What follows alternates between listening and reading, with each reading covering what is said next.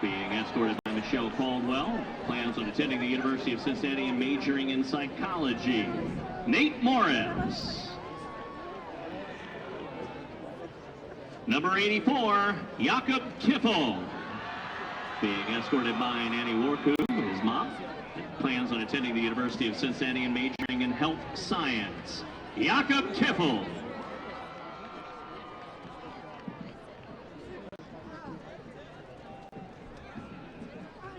Next we have number 85, Suleiman Musa.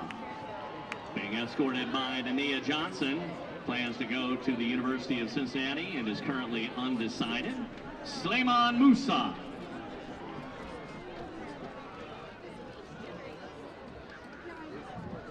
Number 88, Caleb Sexton.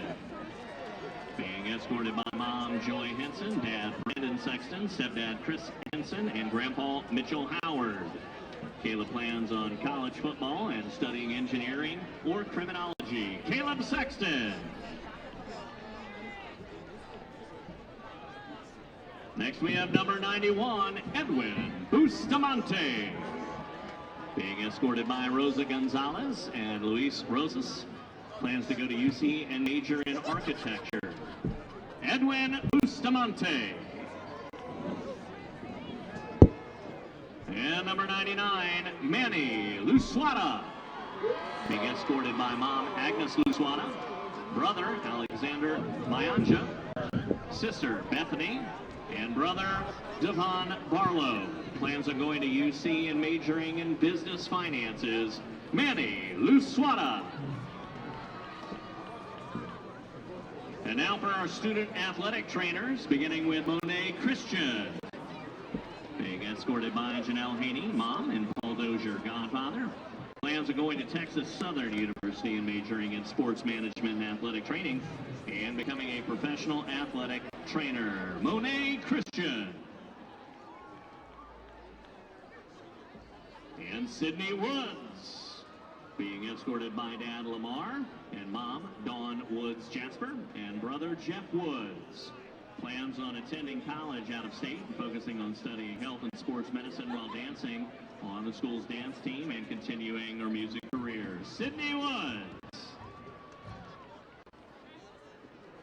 And now for our senior cheerleaders. Riley Blankenship. Being escorted by Valerie Blankenship, her mom, and her dad, Benny. She plans to attend Miami University to study optometry. Riley Blankenship.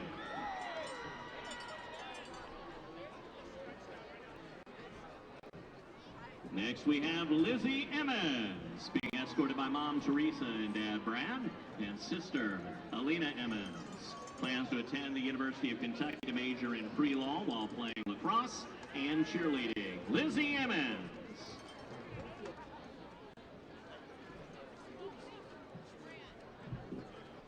Next up is Maddie James, being escorted by Mom Tammy and Dad Dan. Plans to attend Miami University to major in early education. Maddie James.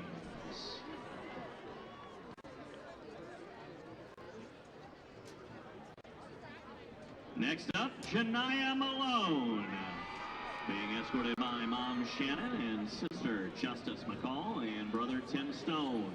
Plans to attend the University of Minnesota and enlist in the Navy. She will major in biology and chemistry in hopes of becoming a trauma surgeon. She will also dance for the university. Janiyah Malone. And finally, we have Brooke Waters, being escorted by Mom Jenny and Dad Chris, and her brother Jake and her brother Jared. She plans to attend the University of Cincinnati to major in business analytics. Brooke Waters.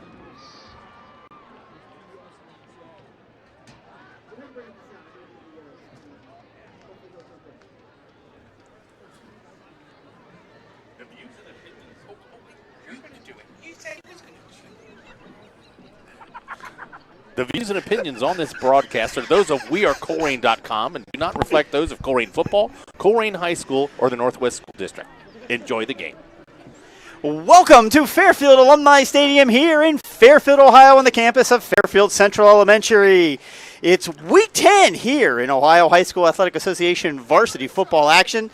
This is Chris Himanitis along with Brian and Brandon Wyatt and Mike Work here at Fairfield, where the Colerain Cardinals are in Week 10 of the season. Hard to believe it. It seems like just yesterday we were up in Huber Heights kicking off the season as Colerain battled Wayne, but here we are 10 weeks later, and the Colerain Cardinals enter tonight 8-1, 7-0, undefeated in the GMC, and they are taking on, by far, their toughest opponent of the year. The schedule gods worked out beautifully tonight, and this year as the Fairfield Indians are the opponent, and they are undefeated at 9-0, first time in school history, which of course means they're also 7-0 in conference, which of course makes this game the de facto GMC championship game. The winner of this game will be undefeated in conference. The loser will have one loss and be second. To say that this game is significant is not being overstated at all. This game would mark the 20th consecutive GMC championship for Colerain if they are able to pull off the victory. It would also mark their 83rd ridiculous, continuing to break their own record-setting, 83rd consecutive GMC victory. The last time Colerain did not win a GMC championship was 1999. That's right, kids. It began with a 1999. And ironically, Brandon, who in 1999 did win the GMC?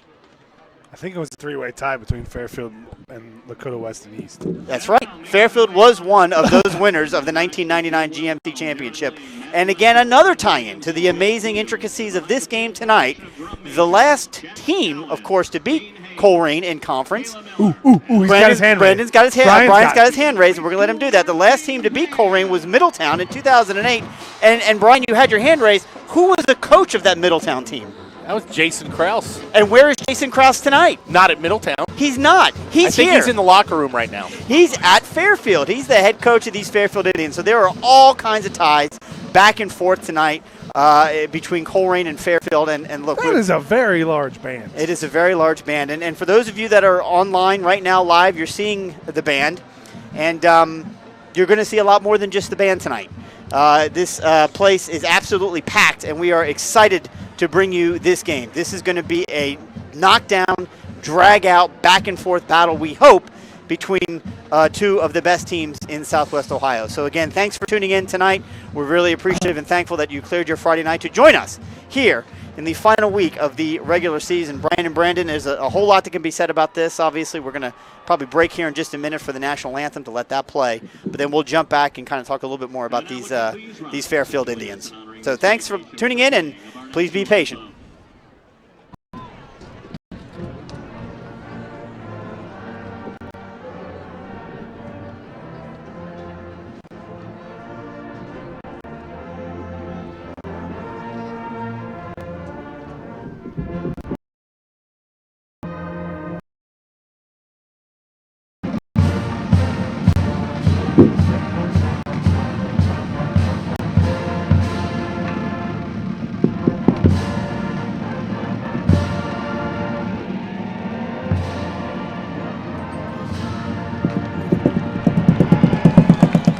Very nice rendition of our national anthem by the Fairfield Marching Band.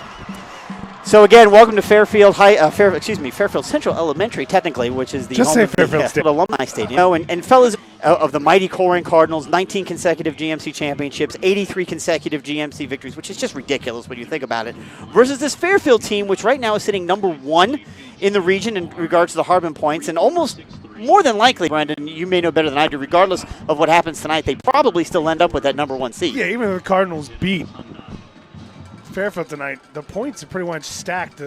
It's more than likely Fairfield is the number 1 seed, regardless of the outcome tonight. You would need Elder to win, and then there are some scenarios where teams up in Dayton and mutual opponents they didn't play, they played early in the year. They fused. But you're absolutely right, Chris. But I'll slightly disagree. There isn't been a bigger name that we've had. I won't even compare. That's fair. Juton McLean, anytime he touches the ball, I mean, look at his average per carry. I think every game he's got a touchdown of at least 75 yards. He has a streak of 8 consecutive games with a 50-plus yard touchdown, and only 5 times in the past 5 games of the past 2 years has he not had a 50-yard plus touchdown. So, I mean, he is the definition of a home run hitter. And you talk about Colerain coming in with their big streak and trying to go to – I think this is the first time a Colerain team who has been so dominant throughout the last 18 years comes in as the underdog. And just you talked about social media and everybody talking about it. The outsiders outside the Colerain program, that's one thing that I find interesting. Everybody in the city wants us to lose. We're not just playing at Fairfield tonight. I mean, everybody wants to see the big dog get knocked off, and that's just, I mean, that's what Colerain plays. And if you look at the stats, and just to understand how dominant McLean is, we had a state championship finalist last year at Colerain, and he still had 275 yards against that very good Colerain defensive last year. So the Cardinals have a toss to their choice to the second half, and the Indians will take the opening kickoff. New action tonight again. If you want to email us here in the booth, the email address is radio@wearecolerain.com. Of course, you can reach us in the chat room on YouTube. This is going to be a great game, folks, so settle in wherever you are. This is going to be a great game. This is going to be a back-and-forth affair between two very, very good teams. McLean is set deep for the Indians. I doubt the Cardinals kick to him, but he's set deep.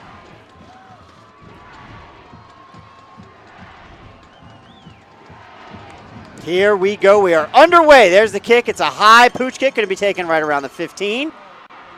Cardinal special teams is there.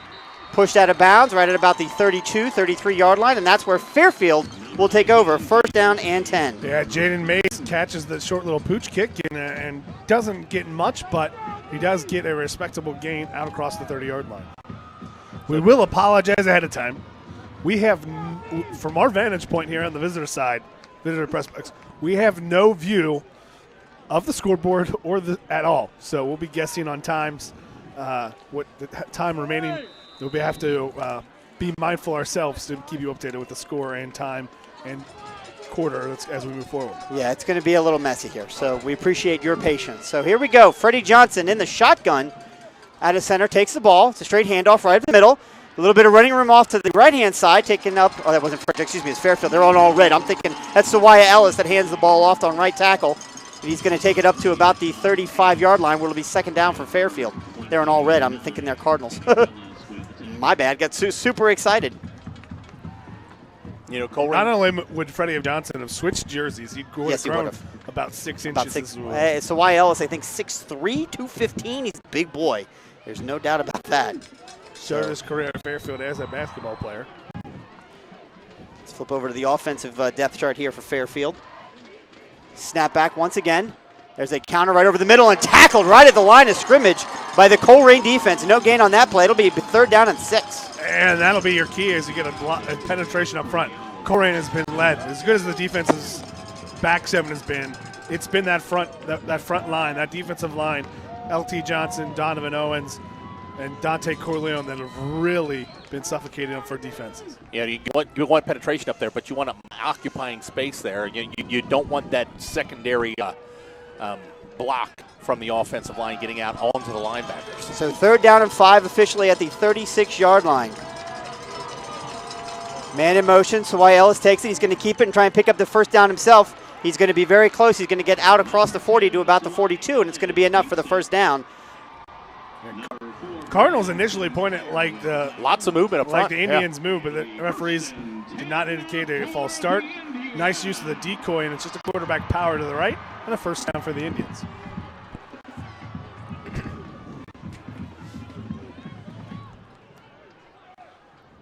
So back up to the line now. It is no score.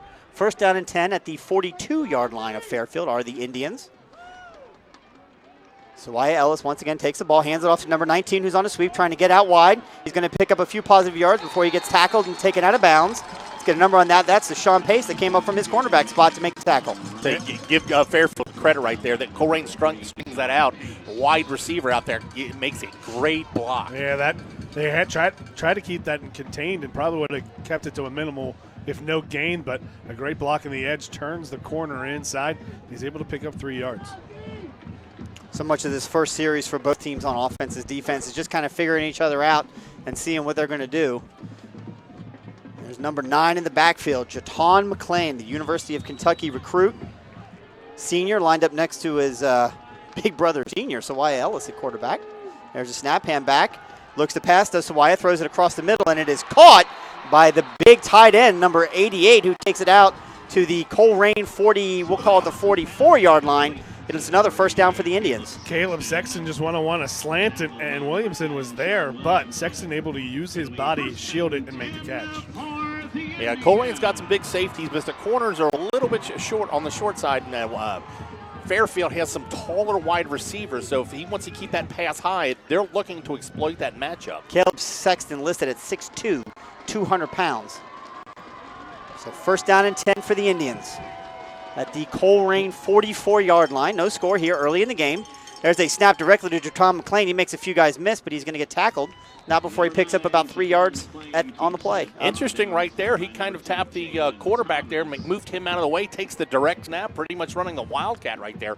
You know, when he's get the ball, I would keep him in contain. I would go completely after him. He is not going to hand the ball off, in my opinion. No, that's a fair point. I mean, he's the most electric playmaker on the field for either team. It's officially a 4-yard gain on the scoreboard, so it'll be second down and 6. Fairfield has picked up a couple of first downs on this drive. Looking good. Again, they are undefeated, 9-0, looking to go 10-0 and claim the GMC championship from the Colerain Cardinals. There's a handoff once again to number 19, who just eludes a tackle in the backfield, and he's going to get down enough for the first down, all the way down to the Colerain 32-yard line. LT Johnson had him in the backfield, but just can't get enough of his jersey to get a good grip, but he slips out, has the blockers in front, picks up the first down. That's number 19, Jaden Mays, who's a junior. He is what I would call kind of the secret weapon tonight for the Fairfield Indians. He's probably the one guy you don't plan a whole lot for because you're so focused on McClain, but he can really hurt you. I've heard Coach Krause talk about him in post-game interviews earlier this year. He's a big fan of Jaden Mays, so we'll keep an eye on him the rest of the night. There's a snap back, and once again a handoff to Jaden Mays, and he takes it around right end, where he's met by Jalen Thomas, Deshaun Pace, Sean Williamson, and LT Johnson. No gain, maybe a half yard. They're going to, looks like it's 2 yards here, at least on the marker. I'll try and press my face against the glass and see if I can see. Yep, they're going to mark it 2 yards, so it'll be second down and 8. Again, no negative plays yet for the Colerain defense, as the Fairfield Indians, they are the number 1 team in the GMC in total yards per game, rushing yards per game, and points per game. This is a very, very good offense. So backfield, hands off again, this time right up the middle to Jaton McClain. He's going to pick up at least 4 or 5 yards before he gets hit, and he's going to take it down inside the 25-yard line. I think they're going to mark it at the 24. He'll be just short of the first down. Yeah, they'll need about the 22 for the first down. They'll officially mark it at the 24.5. So big third down for the Colerain defense. Need to find a way to try and slow this team down. Again, Fairfield averaging almost 40 points a game against the GMC, and I think Centerville and Springfield were their first 2 opponents. So here we go. Snap is back. There's a counter to Jaton McClain. He takes it. He's going to have enough, I think. Well, maybe not. We'll see where they mark him. It's going to be really close. I tell you what, he delivered a blow when he gave it, and it hit the linebacker. He is short. He is short. Here's your first big call of the game. We're just... No, I don't think it's a big call at all. I think they absolutely go for it. And this is a time-consuming drive regardless of the outcome. 6 minutes, nearly over half the quarter gone already in this opening drive. So the Fairfield Indians are going to roll the dice, and in 4th down and 1 on the scoreboard, they're going to go for it, I think. There's a lot of time going. Yeah, a little slow getting this play in. The play clock down to 10 seconds. They're going to call a timeout. They're going to have to, or they're going to go very quickly. Well, they got time now. 4 seconds. Step. Sawaya Ellis steps up to the referee and calls a timeout. So obviously they're going to think this over. They're going to continue to try and push through and pick just the right play and try and pick up the first down. Well, if you're a coach, you've got to script the plays that you know that you like to run in certain situations. You've got a 4th down and 1, a 3rd down and 1. You know your short yardage play. You can go directly to that. It was kind of a hesitation. Don't know when maybe they were trying to run the clock down. No, I just think that was I think it was that was your coach. indecision? The coach, a little bit of indecision, a little bit of let's get the big kind of the short yardage packages out there, and that indecision will result in a timeout. Take this moment again to remind you, and we're going to get to your emails and chat room comments here in just a minute. We'll see what happens at the end of this series. But if you are listening and you'd like to give us a shout out, give yourself a shout out. Let us know where you're listening from. If you're a Colerain grad, what year? We'd love to give you some props on the air. And again, thank you for everyone that has listened all year long. We're so grateful and appreciative that we're able to do this. We're grateful to Craig Ullen, the athletic director at Colerain High School, as well as specifically for the Colerain boosters for allowing us to do this by providing us all the necessary equipment and fees to make these broadcasts possible. So back to the action here. It is 4th down and 1. The Cardinals are going to have to do it in motion. Sawai Ellis takes it, keeps it, fakes the handoff to McLean. He's going to pick up the first down. Great play call by the Indians inside the 15-yard line. It's a first down for Fairfield. Yeah, and you don't know if that's by design or it's a replay, but either way, good decision by Ellis to keep that ball as the Cardinals collapse on McLean. Yeah, they tried to take away the middle, and Colerain overcommitted. And I believe you're correct, Brandon. That was it looked like a read. He made the right read. So far, no big plays so far, but methodically, Fairfield working way down the field 4 to 6 yards at a time. And that's probably exactly, I think, how this game is going to play out, assuming, again, we can keep McLean in check. There goes a man in motion. He jumped a little early, I thought, but number 4 takes it. He's around the edge, and he gets tackled for a loss. I've noticed that a little bit in the backs for Fairfield kind of do like a hop step. They do. So there's a little bit of movement before the play, but that could be considered motion as long as they're not coming forward. Absolutely. And what a play by the sophomore Kenny Willis there. Wasn't your starter to open the year, but he's keeping contained. His job is to keep it inside, and the runner tries to go outside of him, and he makes the one man, one tackle, brings him down for no gain. Yeah, this Fairfield team is loaded with seniors and juniors. I mean, they are a senior team. They are a junior team. They are heavily loaded with experience. So Ellis has got it. He rolls to his left, looks to pass, has got some time. Good blocking by the defense, and it is picked off. The Colerain Cardinals step in front of it, and who else is it but the UC commit, number 3, Deshaun Pace on the pick. There's a flag towards the end of the play behind. Don't know if they got Colerain on a bad block on the return, but it was definitely after possession. Yeah, there's a holding on the Cardinals, but it's after possession. So Fairfield drives down the field into Colerain territory, actually into the red zone at the 15. A big interception on really that was with their second pass play. That was their second pass play. The first one was the completion to Caleb Sexton. And then it was good of a read that Ellis made on that first down play or that 4th down play. That was a really bad read. Cardinals read the play fake, read that rollout, but Ellis had no pressure. He had all the time in the world. All the time in the world. And if he looks the other way, if he just looks up, he had all the room he needed to run. And if he gets back the other way, there's nothing there, but tries to force a play. Deshaun Pace reads it. First down, Cardinals. So first down and 10 for the Cardinals now. Freddie Johnson under center, James Thomas in motion. There's a handoff right up the middle, and there's going to be little to no gain on that play. And let me tell you a little bit. As much as we talked and opined about the Fairfield offense, this defense, first in the GMC in least amount of points allowed. First in the GMC in total yards per game allowed. They're every bit as good on defense as they are on offense, and some think even better. So this is going to be tough sledding for the Cardinals offensively tonight. Well, just to pass the eye test, you look at the defensive line, they're big, but they're big and athletic. They're not just big and heavy. Linebackers are all good. I mean, that is a big athletic front 7. Malik Van may not be here any longer, but that is still a very good team. There's fakes the handoff, does Freddie Johnson, keeps himself with a stiff arm, and gets tackled out of bounds. That's got to be a flag. There's the flag. Yep, that's going to be 15 yards against the Fairfield Indians for a late hit out of bounds. Yeah, Freddie Johnson had picked up 4 on the read to the outside, takes the option, and it was a really late hit out of bounds, a personal foul on the Fairfield Indians. And if there has been one thing that has been a negative for the Indians this year, is they're averaging double-digit penalties a year, and that's a big one there that'll put the Cardinals with a first down. Yeah, I mean, Fairfield has shown here very early that, to your point, Brian, they're big, they're strong, they're athletic. They're going to have success slowing down our offense. There's no need for that kind of thing. And you're right, Brendan. Fairfield fans have opined all year about the fact that the 2 things that hurt this team, number 1, penalties, and number 2, as we just saw, some untimely turnovers. So the ball's going to be spotted at the 45-yard line. First down for the Colerain at their own 45. Colerain, of course, in all white tonight, visiting on the road. Fairfield in all red. Freddie Johnson under center. There goes Lawson Sandusky in motion. Fakes a speed pitch, drop back to pass. There's a lot of pressure on him. Freddie Johnson rolls out and he throws it over the middle. Good decision. Into an empty space where there was no one there that could either catch or intercept it. And to your point, Brian, that's a good decision. Well, yeah, he had pressure. He had some receivers open, but couldn't get his feet planted. Kind of threw him into a general area near the receivers, but not anywhere near the defenders either. L.J. France got penetration right away. How big is that number 7? Right where Freddie Johnson wanted to roll off the play fake, and Johnson basically had to scramble right away. Malachi Sanders is 6'1", 260. 6'1", 260. Also senior. Snap is back. Hamza Abdul while he takes it and runs into a wall. 1 yard gained on the play. It's going to be 3rd down and 9.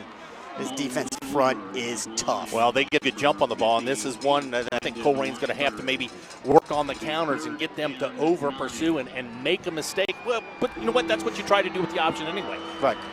Well, you know, and I wrote that up earlier today in the preview. I think they're going to have to use the aggressiveness of this defensive front against them. But they got to feel them out first. So 3rd down and long. There's movement on defense, but of course they're allowed to shift. 5 seconds on the play clock for Johnson under center. Timeout, and Cardinals. Looks like there's going to be a timeout called.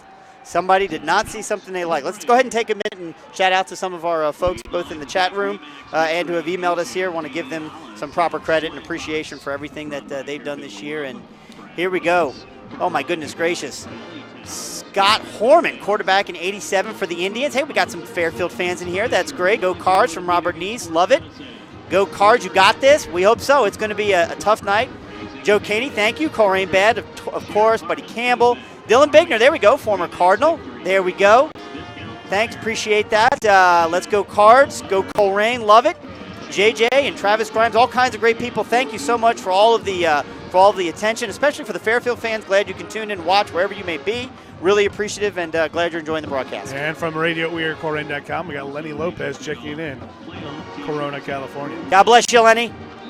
So it's a big 3rd down conversion for the Colerain. Ball spotted at their own 45. They need to get to the 45 of Fairfield. 3rd down and 9. Big play for the Cardinals. Drops back, looks the pass. Has got some time, throws it, and it is caught. First down. And feet inbounds inside the 45-yard line of the Indians. It'll be 1st down. The sophomore, Isaiah Myers. Nothing fancy about that. Just a stop route right to the sticks.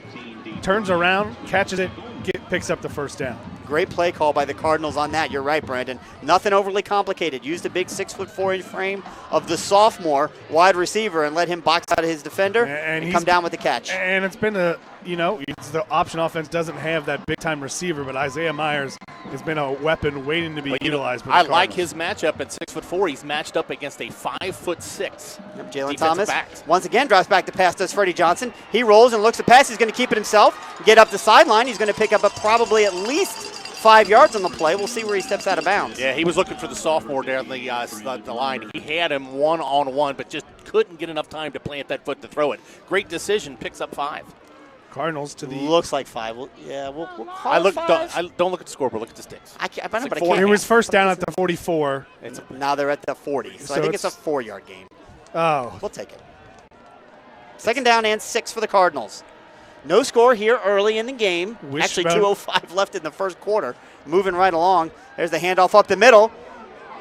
How about this? The first time we've almost seen all year, just a straight wishbone right there. It's the first time tonight. We've seen in the past couple of weeks where the Cardinals go to that wishbone formation, but they're not running an option out of it. Nope. It's either Jalen Thomas lead blocking for Deshaun Pace or Deshaun Pace lead blocking for Jalen Thomas, or sneak in a fullback trap. But this is a formation we've seen a couple weeks. We haven't really seen the option out of it, but we have seen the Cardinals go power football with it. Well, this puts your best 3 athletes in the backfield, but just wonder how much it takes out away from your defense. There's the handoff once again to Deshaun Pace, and he's going to try and find a little bit of running room, and he's going to get tackled there for no gain. Still at the 35-yard line of the Fairfield Indians. We're actually going to lose about a yard and a half. This time, same play, just a different runner, and Fairfield reads it. Same runner. Pace had back-to-back carries. A minute and 23 left in the 1st quarter. No score. Colerain 2nd and 12, driving on Fairfield. No, we joked last week against Lakota East that would be the fastest game ever. The way these two offenses are going, it might be limited possessions tonight. Absolutely. Not going to be a whole lot of possessions. This should be hopefully a low-scoring game. Freddie Johnson under center. Takes the ball, fakes the handoff, pitches it wide to Jalen Thomas. Let's see how much room Jalen can get wide. Good tackles, but he gets inside the 30-yard line, take him down to the 29. So good run by Jalen Thomas, good pitch by Freddie Johnson. And the Cardinals got what they wanted except the blocking on the edge. I think the Cardinals sucked the defense what they got, set them up by formation, but the two guys on the left side who spread out wide to spread the defense didn't get the blocks on the edge. So it's still a positive 5-6 yard gain, but it could have been more if we got those blocks outside. Yeah, it's a cold night here, but not a lot of wind going on. Colerain almost into a field goal territory here. We'll see how many yards they get here on the third down. Maybe they get themselves in a situation where they might consider going for it on fourth. The far side of the field, line up at the far hash. Freddie Johnson under center. There goes Lawson Sandusky in motion. He drops back to pass, doesn't like what he sees, tucks it and run. He's going to have enough for the first down. He's still on his feet, gets picked up and tackled, but not until he gets inside the 20 for a first down, Cardinals. They set everybody right, and he bootlegs left, and I didn't see a tight end release out there. There were, I don't know if that was a design run or the Fairfield Indian didn't let the. It's the best pass. It's the best pass play that Deontay Smith-Moore had last year. Oh yeah. Play action. Everyone's in coverage, but I can run because the play is flooding the receivers to the right. The left side of the field is wide open, and he picks up the first down. And less than 19 minutes past 7 after the end of the first quarter, Colerain Cardinals 0, the Fairfield Indians 0. And this game probably started 4 to 5 minutes late. This game's going to fly. It's going to fly by, and you're right. The number of possessions are not going to be a whole lot. Every possession critical, and that, of course, this Colerain drive right now was set up by the Deshaun Pace interception as Fairfield was going for it on fourth down, almost inside Colerain's red zone on their first series of the game. We do know what's happening here for the Cardinals. They have gone to that tank formation here as we'll start the opening second half. Quarter. Yep. Excuse me. That's all right. Allen still serves as the Ohio State University Police Department, and he and his wife live in Columbus. Let's take a moment to give Allen a true welcome. It'll be first down for the Cardinals at the Indian 19. So this is about where the Indians had it when they turned it over to the Cardinals. Yeah, and that's turnovers have not been a huge bugaboo for the Cardinals this year. They've actually done a really good job having so much inexperience in the backfield running the game. So this is a situation where really, truly, you've got to hold on to the football. I mean, one of the starters at fullback this year, MJ Flowers, a sophomore. How about kind of got bit with that fumbleitis bug earlier. But, how about this formation? Yep, they've gone to tank, but they've got Deshaun Pace back at quarterback. Jalen Thomas in motion. Deshaun Pace takes it. He looks to run. He's going to get tackled at the line of scrimmage, but he's going to fall forward and pick up maybe 2 yards on the play. So kind of a testament to the strength of that defensive line. I tell you, that was a good push up front, and an arm tackle slows him down. He breaks that one tackle. He had a seam right there. Yeah, and that was one where it was almost flying V. Like you had a V for the Cardinal offensive line, and that really split the defense, but the defense able just to get enough arm to bring Pace down before he could follow that V forward. Freddie Johnson once again on the sideline. I mean, I don't mean to be the negative Nancy here, but I worry a little bit when you've got a non-quarterback in there inside the red zone when possessions are going to be at a premium. But you got to trust the UC recruit to do what he can. He's going to take the ball. He's going to try and pick up a few more positive yards, and it looks like it may have been fumbled. I think Colerain may have fallen on top of it. They did. But there's one ball on the turf, and now it's going to be third down and about 58. 5. Is that Corleone picks it up? I think so. Yep. Corleone picked it up. Let's see where they mark it. They're marking it at the 18-yard line. That is the 13. 13. Okay. 10, 11, 12, 13. Yep, thank you. You guys got a better angle for me. This is a very It's about third and a long 4 for the Cardinals. So again, probably 4 down territory here, because I think you realize you're going to need to score touchdowns. Yeah, Freddie Johnson back in the ball game. Yep, good play by the Cardinals so far. Takes the ball and he gets hit immediately in the backfield. Oh no, what happened? Cardinals had the play they wanted.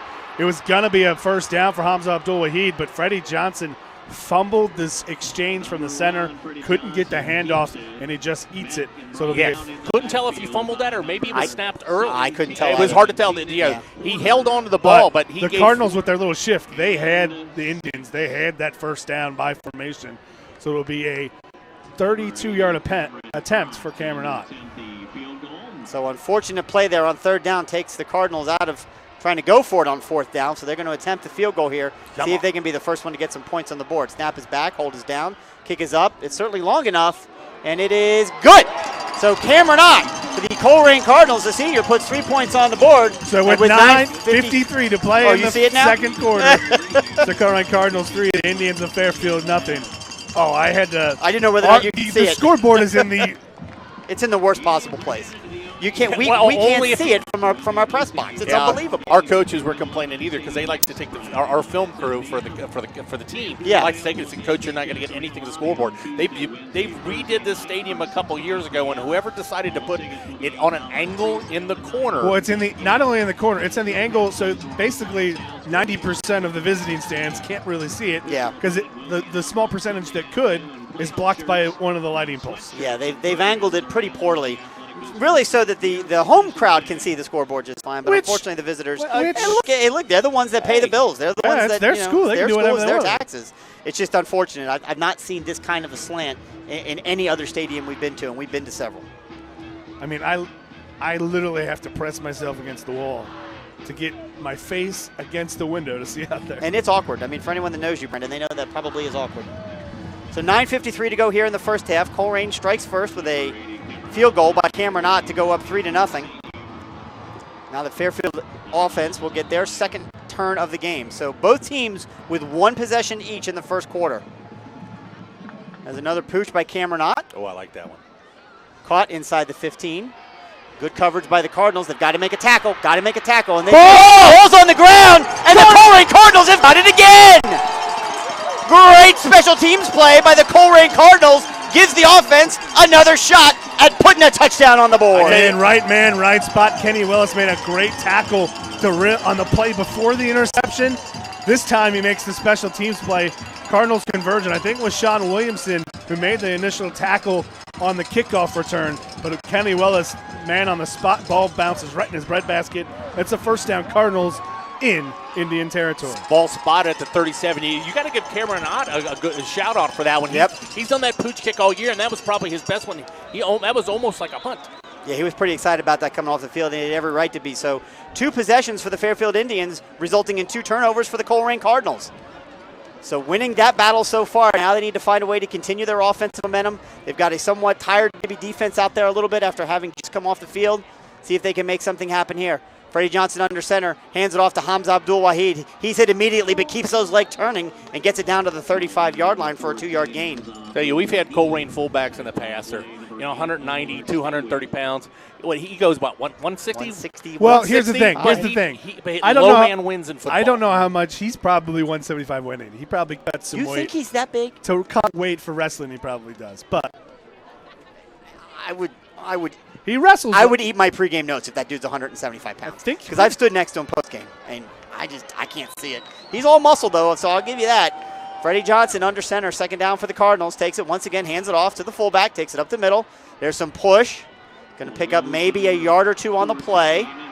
There was no whistle. The ball comes loose really late. Everybody's standing around. The referees are standing around. That ball was. I didn't hear everybody. We can't hear anything, but there's no way that's a turnover. Referees discussing it, but nobody actually knows. Forward momentum had to be stopped. Officials we'll talk about it, according to the PA announcer. It looks like a couple of the Colerain players are overhearing the conversation and kind of liking what they're hearing. But, I mean, we're behind glass. I didn't hear a whistle to stop the play. Yep, so it'll be third down for the Cardinals. No turnover. But evidently there was. Apparently there was. That was just awkward anywhere you look at it. Well, yeah, both teams had stopped moving, and right. He never went down, but the ball just kind of dribbled out. Well, that was odd. Third down and 8 for the Cardinals. 7. 3rd and 7, according to the press box. Play clock down to 13. Yep. It's plenty of time. So probably look for the Cardinals to pass on this play unless they want to run wide. We'll see. Freddie Johnson once again under center. Jalen Thomas in motion. Drops back, looks to pass. Drops back, throws it over the middle, and it is incomplete. Incomplete. Intended for Lawson Sandusky, and it fell incomplete. Yeah, they just tried that post-seam route. Lawson Sandusky really not open, but he was overthrown anyway. Sandusky turns into the defender right there to take it away from the safety. This is a really difficult call here between the 30 and the 35-yard line, what to do. At 4th and 7, ball at the Fairfield 33. This is where Lawson Sandusky kind of can maybe use his athletic ability if Fairfield overplays him. And this do is what? This is a great place to hey, I won't say it. Everybody's waiting for it. You might as well say it. This is a great place for a fake. This is. And there it is. Play clock I think down? the coaching staff was upset because Sean Pace rehuddled everything. I think that was a fake, and he's like, "You just gave him away the fake we were just going to do by huddling everyone up." So, yeah, calling the huddle with the special teams and the offensive unit out So let's there. So Brandon, it's go ahead and it's an review the interesting- rule. It's an interesting situation here because it would be a 48, 47-yard attempt, but if the ball reaches the end zone, it's a touchback for the Cardinals, and the Indians only get the ball at the 20-yard line, not the 37, or excuse me, the place of the kick. The ball's on the 34. Wouldn't that be a 51-yard attempt? 17. 17 on top of the 34? Yeah. Yeah, so it'd be a 51-yard attempt, which in this weather, it's cold, the temperature's dropping. I mean, you're kicking But it's almost a rock. a clear night, so that, That would help, but Looks like the offense is on the field. Yep. I think Deshaun Pace gave away that fake, the fake they intended to run there. so the Cardinals out on the field, 4th down and 7 on the 34-yard line, at least with the offense there showing that they want to go for the it. sophomore one-on-one up top. Let's see what he can do. Four's peeking inside. There goes Lawson Sandusky in motion. He drops back, looks the pass. They send somebody right after Freddie Johnson, and he gets sacked in the backfield. Ball comes loose, but he was down, and it's going to be a huge loss for the Cardinals. I don't know how that happens. I'll leave it up to you guys, but how does that guy come right through the line untouched almost? They call the right blitz at the right time and send the right man through the right hole. That was just a good defensive call. And that's one of those things, too. I think Deshaun Pace is open on the slant, kind of in the spot where the blitzer unoccupies. But that's why you blitz. You unoccupy a space, taking the chance that I can get to the quarterback before he can throw it in that spot I just came out And of. what that does, I mean, that's a difference in field position of some significant yardage. About 7-yard loss. Yeah, but if you're kicking into the end zone or punting it right there. Exactly. Yeah, if you're attempting a 51-yard field goal and you get it into the end zone starting at the 20. As it stands, Colerain can't do anything on the second Fairfield turnover, and the Indians take over at their own 43-yard line. They take the ball, hand it off to Tom McLean. He tries to run through the line, and he's not going to get anything. How much time left, guys? We have 7 minutes and 58 seconds and counting left on the clock in the second quarter. It's Colerain 3, Fairfield nothing. It's a very low-scoring affair, which is not a surprise. These are two very, very good defensive teams, and Fairfield has shown every bit as good defensively as we expected they would. They're going to have to, as we said earlier, I think, fellas, find a way to throw the timing off on that defense when we're on offense. Use their over-aggressiveness against them. I'm sure that Tyler Williams and Daniel Rod will find a way to make that happen. 19 goes in motion. He gets the handoff. Hayden Mays has got it. He's got some speed. He takes it around the side, and he's going to pick up at least 5, maybe 6 on that second down run. Let's call it 4. 4.5. Let's split up. Up, he's still moving. That's 5. Now That's it's 5. close. That's close. He looks like he's got it split. Ball was at the 43. They're now sitting at the 48. 3rd down and 5 for the Indians at their own 48-yard line. Again, trailing Colerain 3-0 with under 7 minutes to go here in the first half.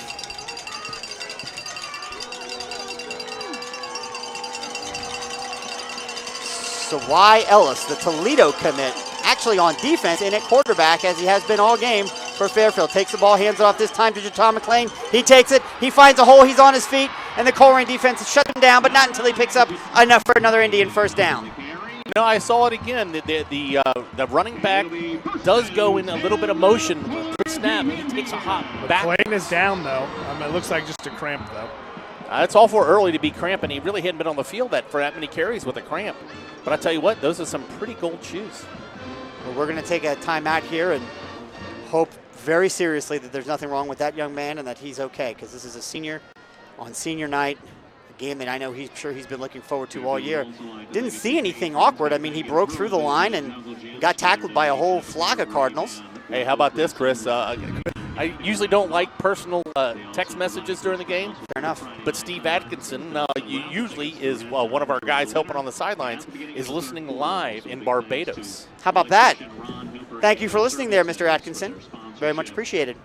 This is actually not good for McLean, and hopefully it turns out good because they are doing the knee check right now on his knee, on his left leg it looks like.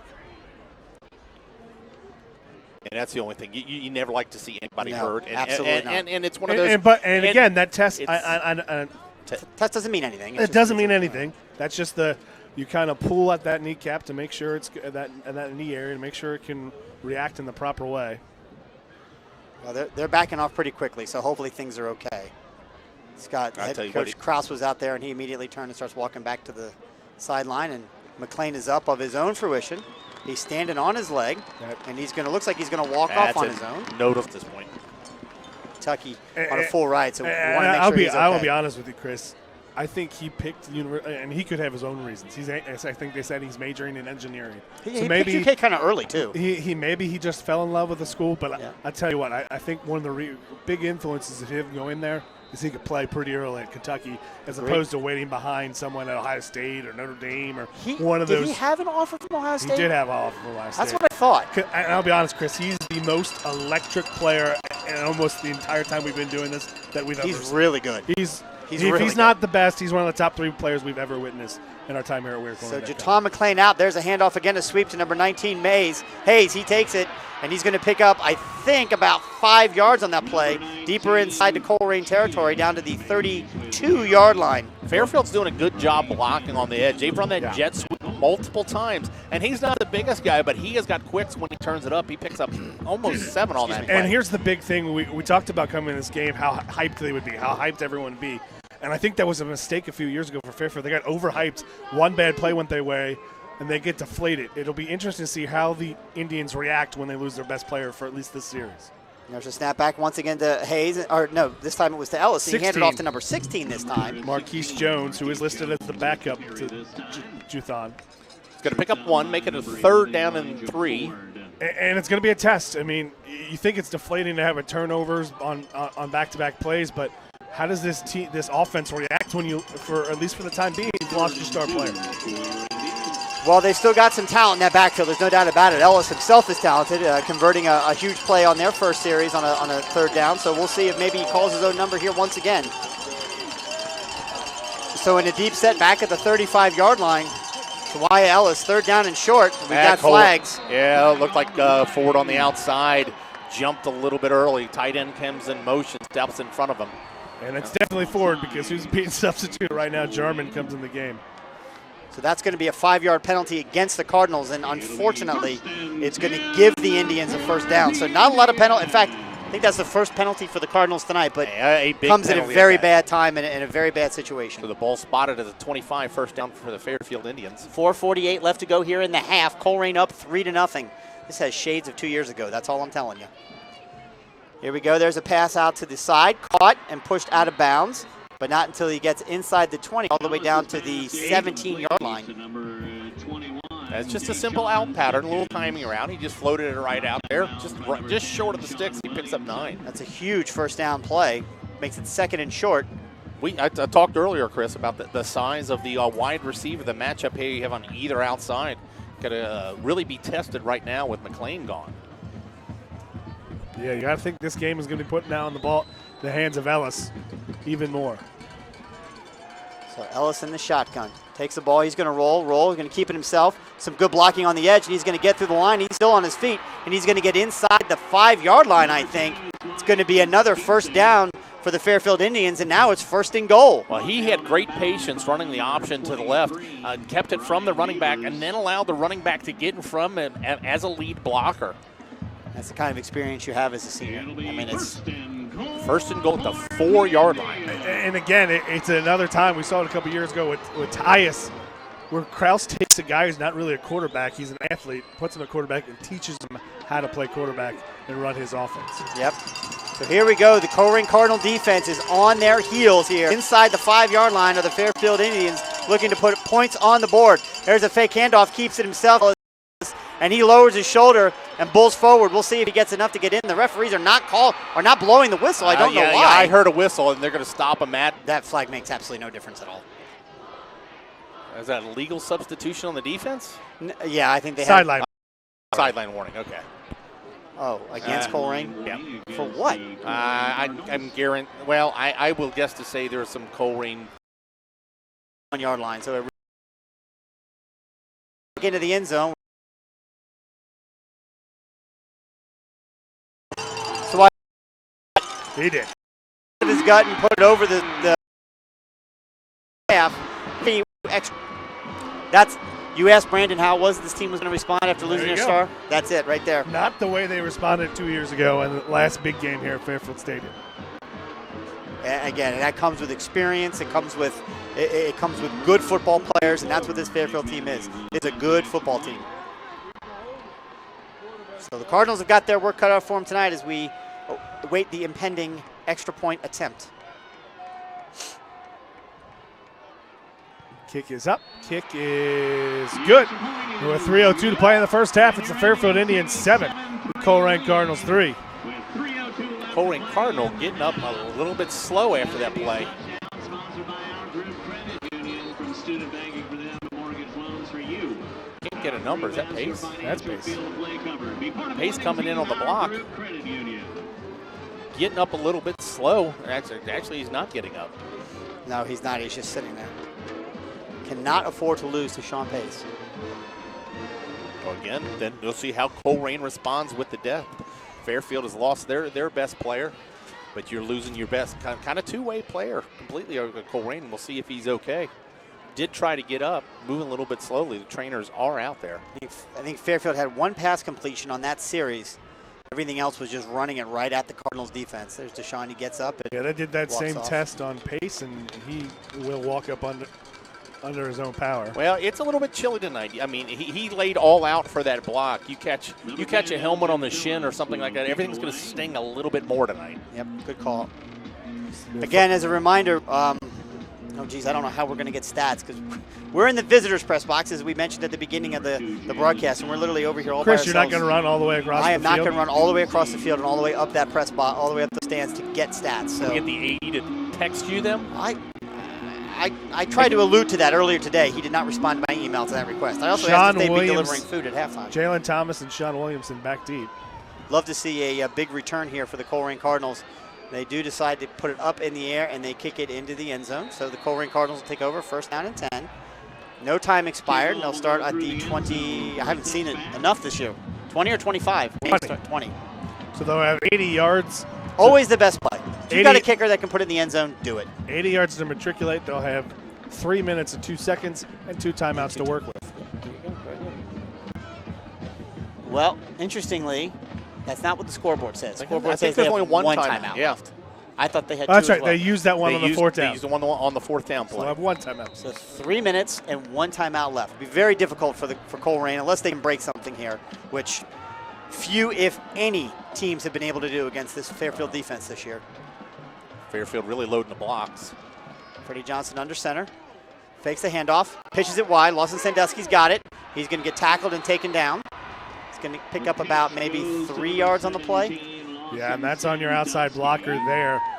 Freddie Johnson made the right read, but the man he was making no yards. I don't think he the gained man his he was making the read off of was number 8 for the Indians. That was Omar Sethwi, linebacker. Yep. linebacker. He should have been blocked by the tackle on that play, but the tackle can't keep him inside. He gets out there and forces Johnson to pitch before he wants to. Officially a 1 yard gain for Lawson Sandusky. Not much there. There's a handoff on the jet sweep to Jalen Thomas. He's going to run wide, try and pick up more yards, and he's just not going to do it. We're not going to have, I don't think, a lot of success running wide against this Fairfield defense. They're just they're fast. Yeah, I mean, quick. Fairfield's players they look just like our players. I mean, we're very comparable in size, speed, and everything, and you're absolutely right. There's some teams that Jalen Thomas is going to get out there in one cut, and he can go. But this Fairfield defense is just as fast as we are, if not faster. Yeah, 2 plays resulting in a net 1 yard for the Cardinals here on this series. 3rd down and 9. You really don't want to give the ball back to Fairfield here if you can avoid it. Almost immediately is a handoff to Hamza Abdul-Wahid. He's going to be stopped well short of the first down. He's going to pick up a few. Timeout Indians. They're going to take it to the 25-yard line, and the Colerain Cardinals punt unit will come on. So 3 plays could not pick up enough for the first down, and the Cardinals are going to be forced to punt and give the ball back to Fairfield with 1:38 left to go in the first half, trailing 7-3. Fairfield will have one timeout to work with wherever they get the ball. A little, people might say that's a little conservative play there by Colerain, but you got to remember they won the toss and they will get possession at the start of the second half. So this is all playing out to your This defense. is not a good place for a fade. Absolutely not. Not a good place for a fade. But sometimes the least expected is the most effective. Yeah, the first quarter really was about, Fairfield had the momentum there on that first series, and Colerain snatched it with the interception. And then they were able to kind of build some momentum themselves, kick the field goal, ensuing kickoff, recovered or forced a fumble, recovered that. And ever since that series where the Cards couldn't pick up the first down and Freddie Johnson got sacked for the huge loss on 4th down, it's kind of been all Fairfield to this point. Well, Fairfield got stopped on the interception, but other than that, they've been getting 4 or 5 yards.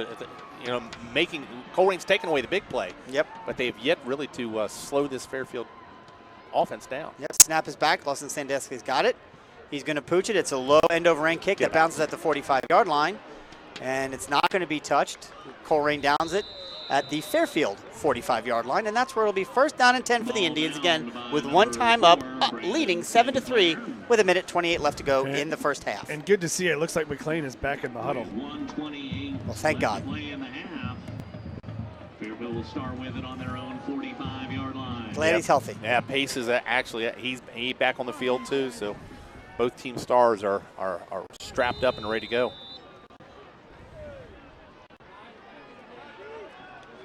So Jerton McLean, number 9, back in the game at tailback. Again, game breaker for the Indians. We'll see how he feels about that knee if he's got a plant. There's a snap back. He's going to come out there as a lead block. Once again, it's handed off to number 19, and he's going to pick up another 4, call it 5 yards on the play, up to midfield at the 50-yard line. Every single time, 4 yards, 5 yards, 6 yards. They're getting a lot of good though. push. This is a hurry-up situation. The Indians not really in a hurry-up. Up to the line. Sawaya Ellis trying to move some folks around a little bit. Under a minute to play. 15 seconds on the play clock. There's a snap. There's the handoff to McLean. He gets hit, sheds a tackle, moves forward. He's going to be very close to the first down, probably just short. How did he not get tackled? We got hit right in the hole. Because he's good. Yeah, he is. Yeah, he is. He shed that tackle like, whatever. I'm going to go pick up another 4 yards. I tell you what, he is noticeably limping, though. This is not him at 100%. Well, he just ran off the field right now. And it's it seems to me that Krause is just going to run this clock out. Yeah. It's a little surprising. We're down to 25 seconds. You know what? He's going to take a shot here at 3rd down. He's got trips to the right and only Colerain back in the zone, and their safety's not really cheating over too bad. Well, Deshaun Pace, I think, just picked him up. He sees it. He drops back. There's a pass out to number 19, and he gets hit immediately, leveled out on the far side. That's going to be the final play of the first half. I'll tell you what, who had himself a first half so far. He had the touchdown-saving tackle before the interception, had fumble recovery, and a big hit to end the half. I know, Coach. He's been trying to call a timeout. Everybody was focused on the big hit and the man down. And Coach I don't think Cutright. Elijah Ford heard it because he's taking off. He's leaving. Oh, no, he's got to turn around and come back now. Elijah Ford. Yeah, Fairfield's walking off the field here. Coach Cutright. And you know what? If the referee doesn't see it, he doesn't have to grant it. So a big hit by Kenny Willis will end the half, and that'll do it. For one half a play here at Fairfield, it's the Indians 7, your Cardinals 3.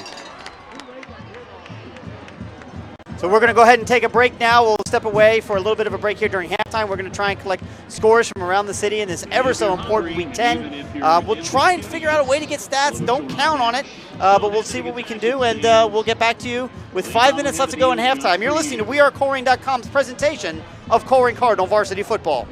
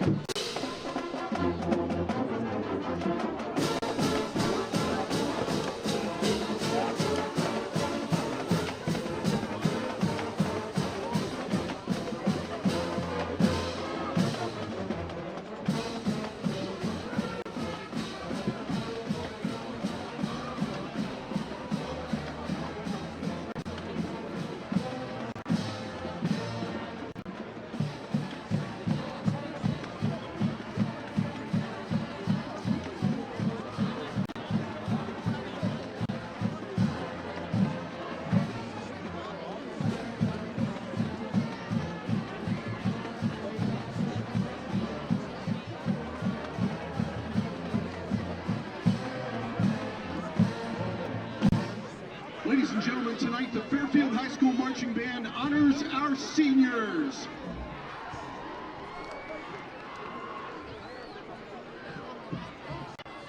Introducing Elizabeth Armstrong, escorted by parents Eric Armstrong and Rebecca Wiseman.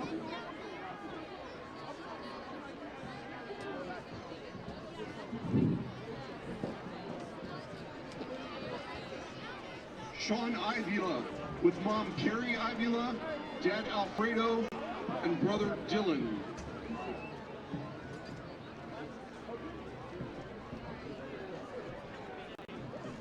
Corbin Behrman, escorted by mom, dad, stepmom, and sisters Allison and Sarah.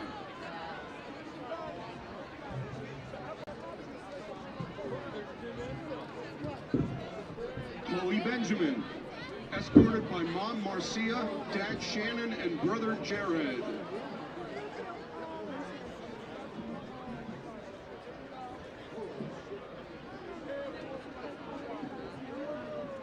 Gareth Bird, escorted by parents Michael and June Sly, and Roger and Rebecca Bird.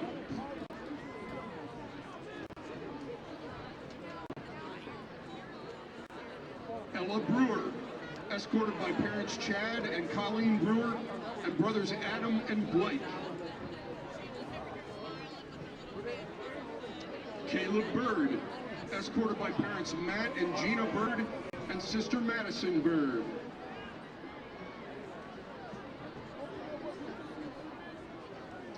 Zach Campbell, escorted by parents James and Kelly Campbell, and sister Natalie.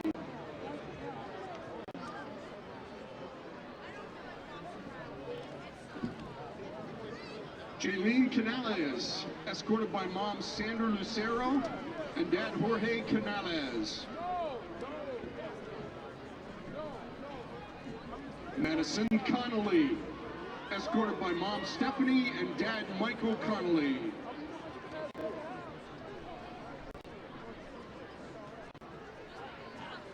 Jack Cowan, escorted by mom Sean, dad Aaron, and little brother Sam Cowan.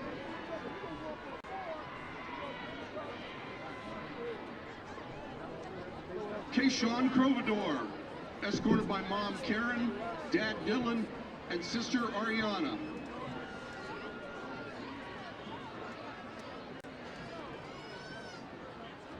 Joshua Curran. Joshua is escorted by parents David and Allison Curran.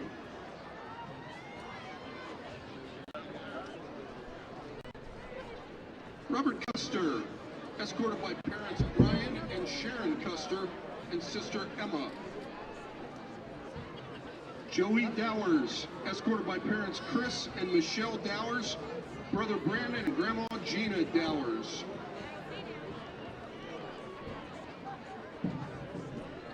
Christopher France, escorted by Sarah McDonald, sister Savannah McDonald, and grandmother Julie Boston.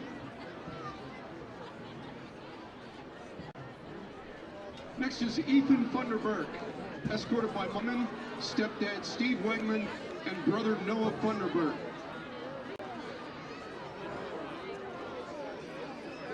Evan Gooley, escorted by parents Craig and Jody, and brothers Seth and Brett.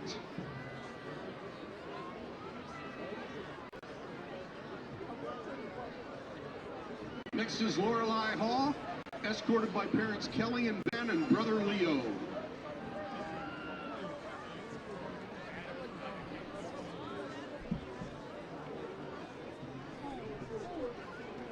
Judson Leroy Dean Haynes IV, escorted by mother Dr. Sheila Haynes, father Dr. Leroy Haynes, and sister Willow.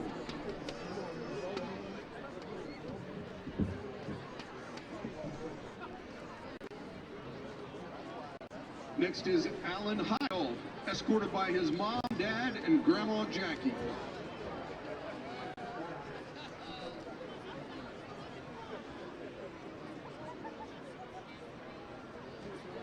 Ayana Hodges, escorted by Grandpa Ling and Mama Wilhelm.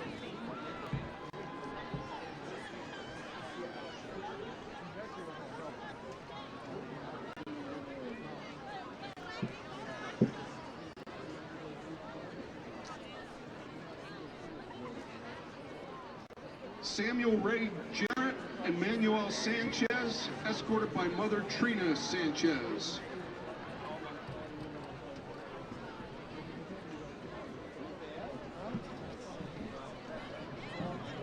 Holly Johnson, escorted by Mom Stephanie, Dad Bob, and Sister Allison.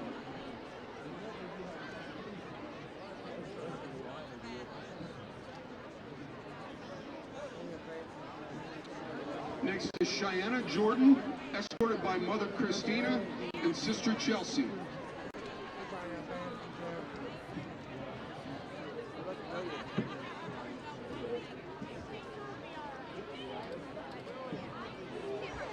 Mrs. Darren Kemp, escorted by Rayshawn Green and Tiffany Green.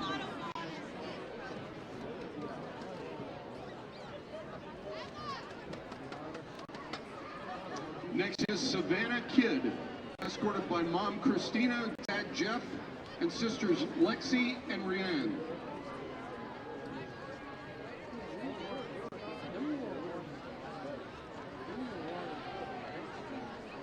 Aaron Kuchma, escorted by parents George and Sharon Kuchma.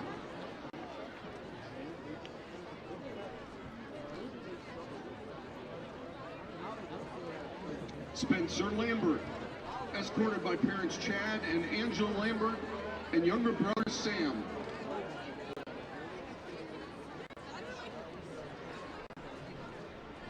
Our next senior is Elizabeth Larson, escorted by parents Mark and Lisa and brothers Michael and Adam.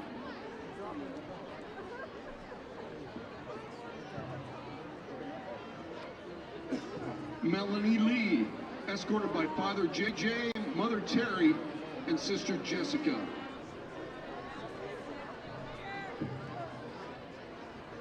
Kyle McMillan, escorted by Mom Tracy Henry and Dad Kevin McMillan.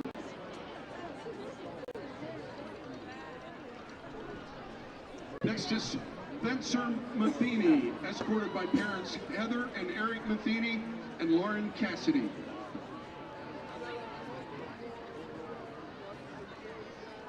Hannah McCoy, escorted by her dad Daryl, Mom Denise, Grandma Charlotte, Brother Matt, and friend Riley.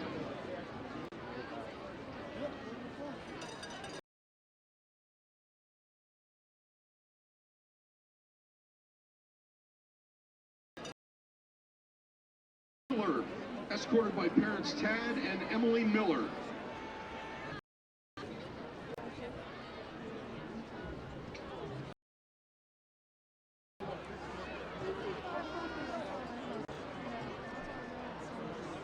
Riley Smith, escorted by Michelle, brothers Gordon and Logan, and nephew Holden.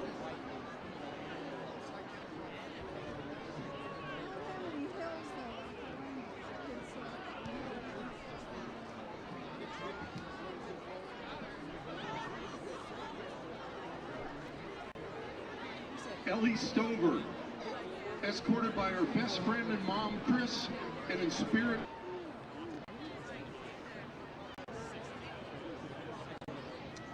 Evan Tanner. Evan is escorted tonight by parents Chris and Donna Tanner and brother Sean.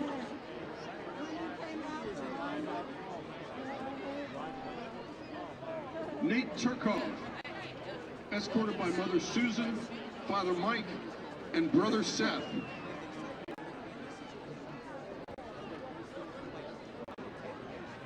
Next is Katie Ward, escorted by parents Andy and Jay Ward, and her sister and brother-in-law, Kayla and Sean Leahy.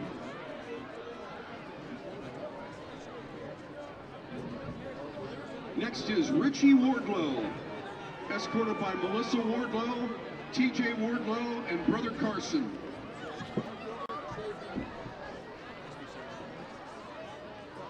Chelsea Wells.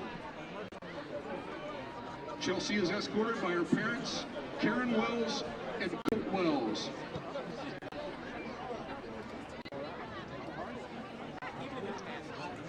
And Sophia Wine, escorted by her parents, Mike and Annette Wine.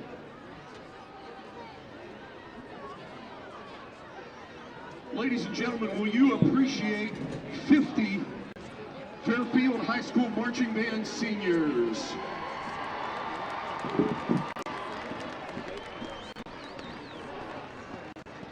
The band and directors all wish you all the best.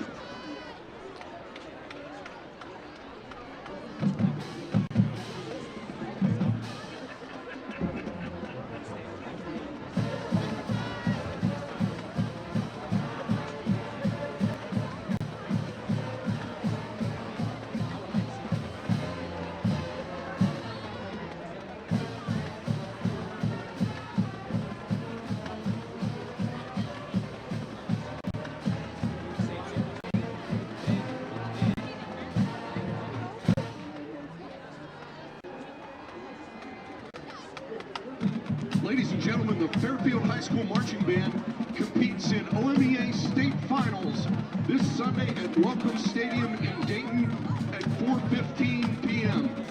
Good luck, Fairfield Marching Band.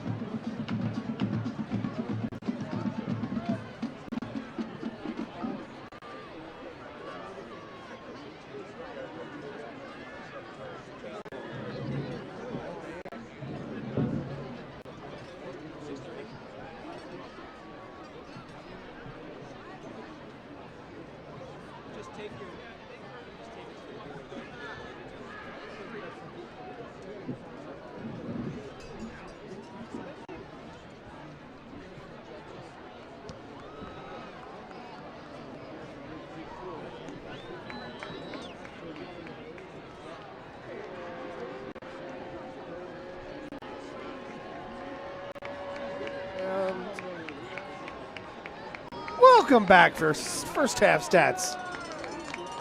Yeah, we're here at Fairfield High School where Colerain trails the Fairfield Indians 3-7 here at halftime. It's a defensive struggle. It shows in the stats. Fairfield has run 26 plays for only 113 yards. Colerain has only got 20 plays for the half and only 42 yards. Each team, we talked about it, Colerain with 2 penalties and Fairfield with 1 penalty. So it's been a defensive struggle and a rather clean game. Leading rushers for the Indians, Jutuan McLean, just 33 yards on 8 carries with a long of 14. Swai Ellis has 6 for 32. Jaden Mays has 6 for 29. And Marquise Jones has 1 for 2. The only touchdown there by Sawani Ellis on a quarterback keeper for Colerain. Your leading rusher is Deshaun Pace, 4 carries, 11 yards with a long of 7. Freddie Johnson has 5 carries for 7 yards. Abdul Wahid, 5 for 7. Jalen Thomas, 2 for 6. Passing, Freddie Johnson is 1 for 3 for 10 yards, and that was to Isaiah Myers for a first down. Swai Ellis is 3 for 4 for 17 yards, but he does have 1 interception. Leading receivers for the Indians, Caleb Sexton, 1 with 11. Deshaun Simpkins, 1 for 8. And Jaden Mays on a big hit there to end the half. 1 catch for -2 yards. Your leading tacklers for the Colerain Cardinals, Brian Beavers has 4. Deshaun Pace has 4. Dante Corleone with 3. And Ken Willis with 3 for Fairfield. Your leading tacklers, that's D'Lo McIntosh with 4. Omar Chatwai with 4 and 1 sack. Brandon Weinberg has 3, and L.J. France with a total of 2. And that's all the stats we have. Brandon, got some scores around town? Couple scores in the GMC. Lakota West leads Middletown 28-7. Princeton leads Mason 19-14. Lakota East over Hamilton 14-7. Sycamore 28, Oak Hills nothing. Big scores there because Mason needs to beat Princeton for a chance at the playoffs. Lakota East has to beat Hamilton for a small chance at the playoffs for themselves. Only affects them, but doesn't affect us. No. Elsewhere, Ross, they're playing for their playoff lives against Talawanda, who's playing for their playoff lives. Ross leads Talawanda 20-7. Turpin over Milford 21-7. Northmont leads Wayne 21-7. Trotwood Madison leads Springfield 14-7. Harrison over Northwest 35-0. West Claremont could also possibly sneak in as the 8th seed in Region 4 in Division 1. They lead Kings 14-13 at halftime. Elsewhere, LaSalle led Elder 24-0 right before half, but Elder scored late. It's 24-6. LaSalle leads Elder late in the first half. LaSalle makes a 43-yard field goal as time expires. Elder trails LaSalle 27-6. Elsewhere, St. X leads St. X 21-0. That's Cincinnati St. X over Louisville St. X 21-0. And Tippecanoe leads Butler 21-3. So thanks again to Brandon for all the scores around here. But as I said, there's a lot of playoff implications in games going around town, but none of them really affect Colerain, as we stated earlier. Win or lose, we're hosting a game. The only difference is with a win, we can maybe a slim chance move up to 3. We are guaranteed the 4th seed, but a lot of the shakings that will happen underneath might determine who we play. It's going to be Lakota West or Princeton. So Princeton was winning, correct? They are.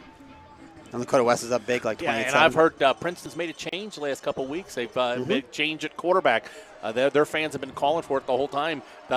Really, since the beginning of the year. Since the beginning of the year, they've got a thrower instead of an athlete back there. I mean, he is a tremendous athlete from what I understand, but has been a lot more effective offensively in the last couple of weeks. So Colerain had won the toss to start the game.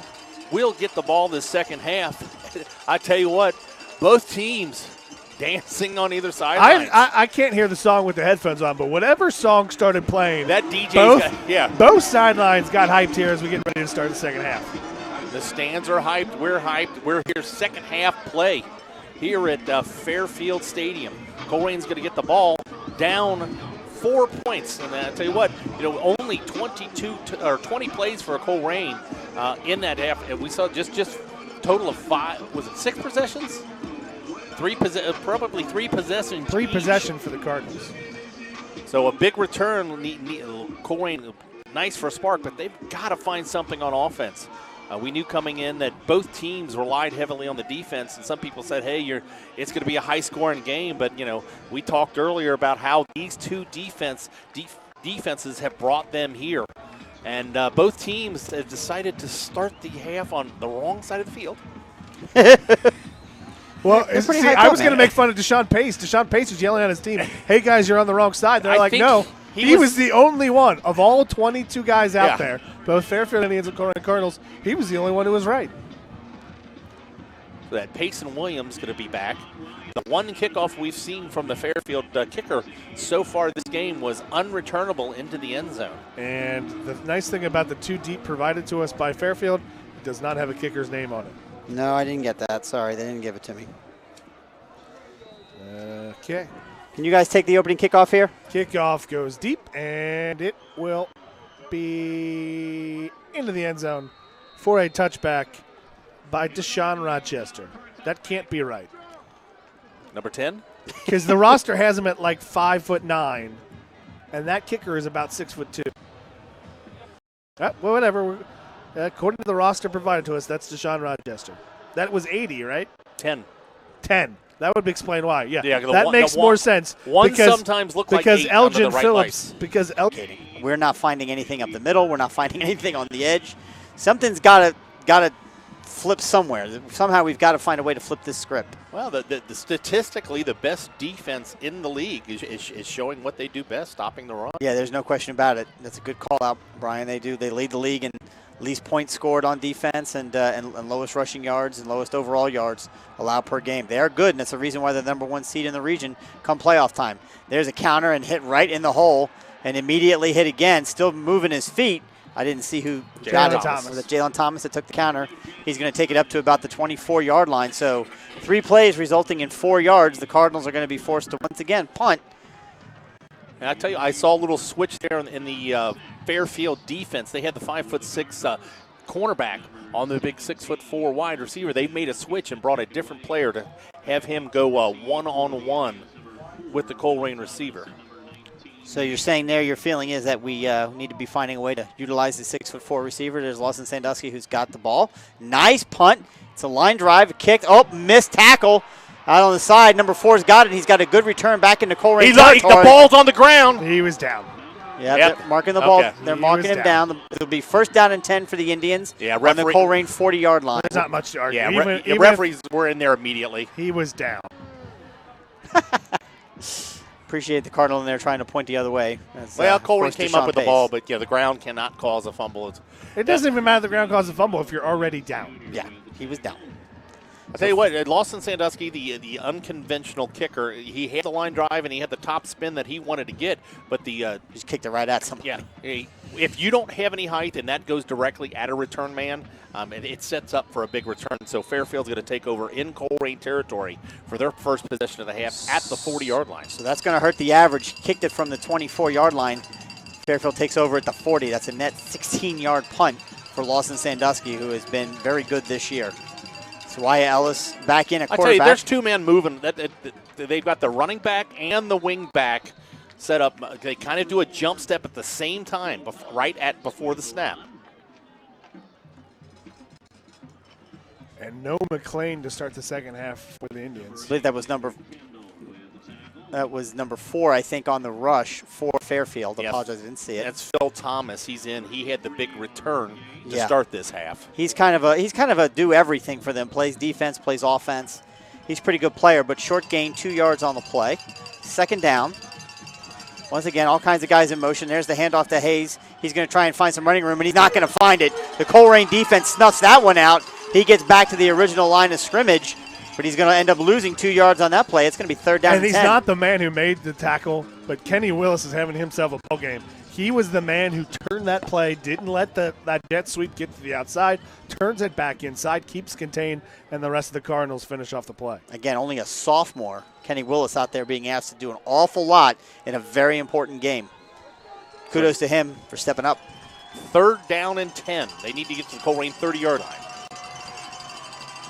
Again, no Jaton McLean, who got himself injured in the first half, came back but then couldn't stay. Ellis drops back, looks to pass. He throws it deep down the middle, and it is that caught? Yep, a diving catch just short of the end zone. Ball marked at about the 1 yard line. He just laid it out there and didn't get a number. Wide receiver just laid all out. Good coverage. Couldn't have thrown a better pass. Number 21, who was the player who caught that, and that was a highlight reel catch. You're right, Brian. Laid himself out horizontal to the ground and made the catch at the Colerain 1 yard line. Yeah, it was Deshaun Simpkins on that catch. Well, not a whole lot of pressure on the quarterback, so why Ellis? He just kind of hung in the pocket, It was good. and it was a beautiful throw where just his guy could get it. So there's the handoff to number 4. He's going to get it and get tackled actually he's for a gonna lose loss. 3 yards on the play. Yeah, back at the 4 yard line. So good pursuit by the Colerain defense. There is a flag on the play, a sideline warning. Against Fairfield. There is a lot. I tell you what, looking at, I know it's standing room only, but there's a lot of fans on the. So you add that on top of the loss, it's going to be another. That's a warning. Or just a warning. Every team gets a warning, so they'll take it back to the 4 yard line, So 2nd down. Important note: both sidelines have now been issued their warning. I tell you, Colerain in the first half. Fairfield, they've been effective down in this area with the quarterback Reed. Well, Swaya Ellis, again, the quarterback for Fairfield, 6'3", 215 pounds. He's a big dude. Now lined up in the backfield. Right next to him is number 4. Takes the ball, fakes the handoff, keeps himself, to your point, Brian. He's going to get it and get tackled, get taken down maybe around the 2, maybe the 3. Yeah, it depends on the spot, but you know what? That looked like a Reed, wasn't. He was keeping it the entire way. Right. Yeah, you could just kind of tell by the ball mechanics. Yep. That was a straight keeper all the way for Ellis. And Colerain's defense knows it. I mean, even in this situation, goal line situation, you know Colerain's going to make a late sub. You got to get your guy off the field. But it is assignment football down here. Johnson coming out of the field. That's interesting. Coming off Putting the some field. beef here in a short yardage situation. So Swaya, once again, in the shotgun. Snap is back to him. Fakes the handoff, keeps himself, and gets hit and taken down. Did that ball get loose? No, but appreciate the enthusiasm. Wow. Colerain, great penetration right there. Stops him for a yard loss. It's going to bring on the kicking team. And it's a very interesting spot. If you're the Indians, I wouldn't feel uncomfortable going for it the way your defense is playing. It's almost in the area of a two-point conversion and a nice area maybe for a possible fake. It is a very good place for a fake. With Sawaya Ellis, the holder, anything possible, although except for that, because there's no way that's going to happen. Unless there's a bad snap. Yeah, that could cause it. So snap is back, hold is down, kick is up. Good pressure by the Cards, but it is up and through. So after a big pass down to the 1 yard line, Colerain's defense, holds tight and keeps them just to a field goal. Yeah, I guess a great call out. Good kudos to them. It was 1st and goal at the 1, and the Colerain defense stopped them from scoring. So with 6:11 in the play in the third quarter, it's the Colerain Cardinals 3, the Fairfield Indians 10. It's a big goal line stand for the Cardinals. It absolutely is. It keeps it within a one-touchdown game, which is important. But for this Colerain, what are they going to do? I mean, what can they do to get going offensively? You've got speed, but you've just kind of maybe mix it up a little bit. The safeties are cheating with that 3-3-5. A lot of guys in the box. How about maybe a quick pop pass to the outside?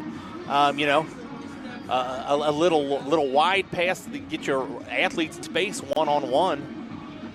There's a lot of traffic in the middle. Jet sweeps aren't working, but if you set somebody out wide and quick little out pass. Well, this is where the Colerain Cardinals have got to lean on their experience and their knowledge and try and find a way to claw back in this game. And there's another kickoff into the end zone. Again, when you've got a weapon like that, this is the first time I've seen Fairfield this year, and outside of the penalty early in the game, which we talked about as being a bugaboo for this team, I don't think they've had a penalty. No, they only one in the first half, and that was the big one that gave Colerain the first down. So very un-Fairfield-like in that regard. And you have to believe that also, credit to the Stripes, right? Credit to the refs. They're letting these guys play. And you have to believe that this refereeing crew more than likely is the best set of refs in the GMC that got this game. You would hope. I formation for the Cardinals. Freddie Johnson under center, takes it, pitches it wide. Looking for some room. There's a little bit of room there. Jalen Thomas has got it, and he found a hole. He's down to the 50. He's into the 40. Makes a man miss. He's at the 40, 30, 20. He's still on his feet. He's going to get caught from behind, but not until he gets all the way down to the Fairfield 6-yard line. A huge run for Jalen Thomas, and we've got a flag behind him. There's a flag on the play, but it was thrown towards the tackle. It's a 5-yard face mask. It's a face mask on the tackle. A couple Colerain players are pointing to it thinking it's a holding, but that's what Ace Ehrenschwender did. He was waving everybody backwards. When he was running down the sidelines, that last man to get him, the cutback that he had, just got a little bit of the face mask. He was coming in, slowed him. That does stop the touchdown, which is huge. But that'll be, half the distance? Half the distance to the goal will put it at the 5-yard line. So huge run for the senior, Jalen Thomas, giving this Colerain offense exactly what they needed, and I just asked, what can they do? And that's exactly what they did. What they did is they got out of that flex, no motion. They went I formation, and they went to the weak side, and they worked that pitch man, and he breaks free. So ball is now 1st and goal at the 5-yard line for the Colerain Cardinals. Got to find a way to punch us in. It's a prime opportunity. Takes the ball, fakes the handoff, keeps it himself, does Freddie Johnson. Great defense by Fairfield. He fumbled it. Fairfield has come up with the ball. We haven't got a signal from the referee. We have a signal from the referees. It is a fumble, and Fairfield has recovered. Damn it. And I never say that on air, but damn it. They blew up the play right away, and he had to reverse his field. Freddie Johnson's hit. I didn't see if he was hitting stripped or they just took it from him. It was kind of, he glammed it onto him, and the man rips it from him, and he's going down. First turnover for the Cardinals tonight. And that could not have come at a worse time. Well, you've got Fairfield pinned deep. Juwan McLean is out, so this is possessions are a premium. You got to score points. But you got them pinned back. Your defense is going to have to challenge right now and get this ball back. Already 5 minutes and 30 seconds only left in the third quarter. The clock is ticking. Time is not on your side. There's a handoff. Oh no, it's a fake handoff. So Ellis keeps it. He runs up the middle, and for some reason he's kind of slowed down and gets tackled right at the we'll call it the 28-yard line. Yep, 28-yard line. It'll be 1st down and 10 for Fairfield.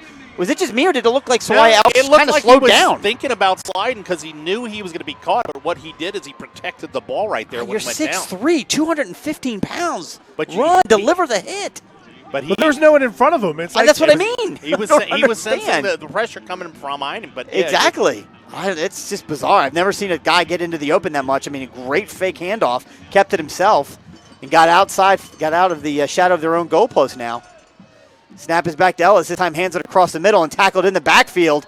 Good play by the Colerain defense.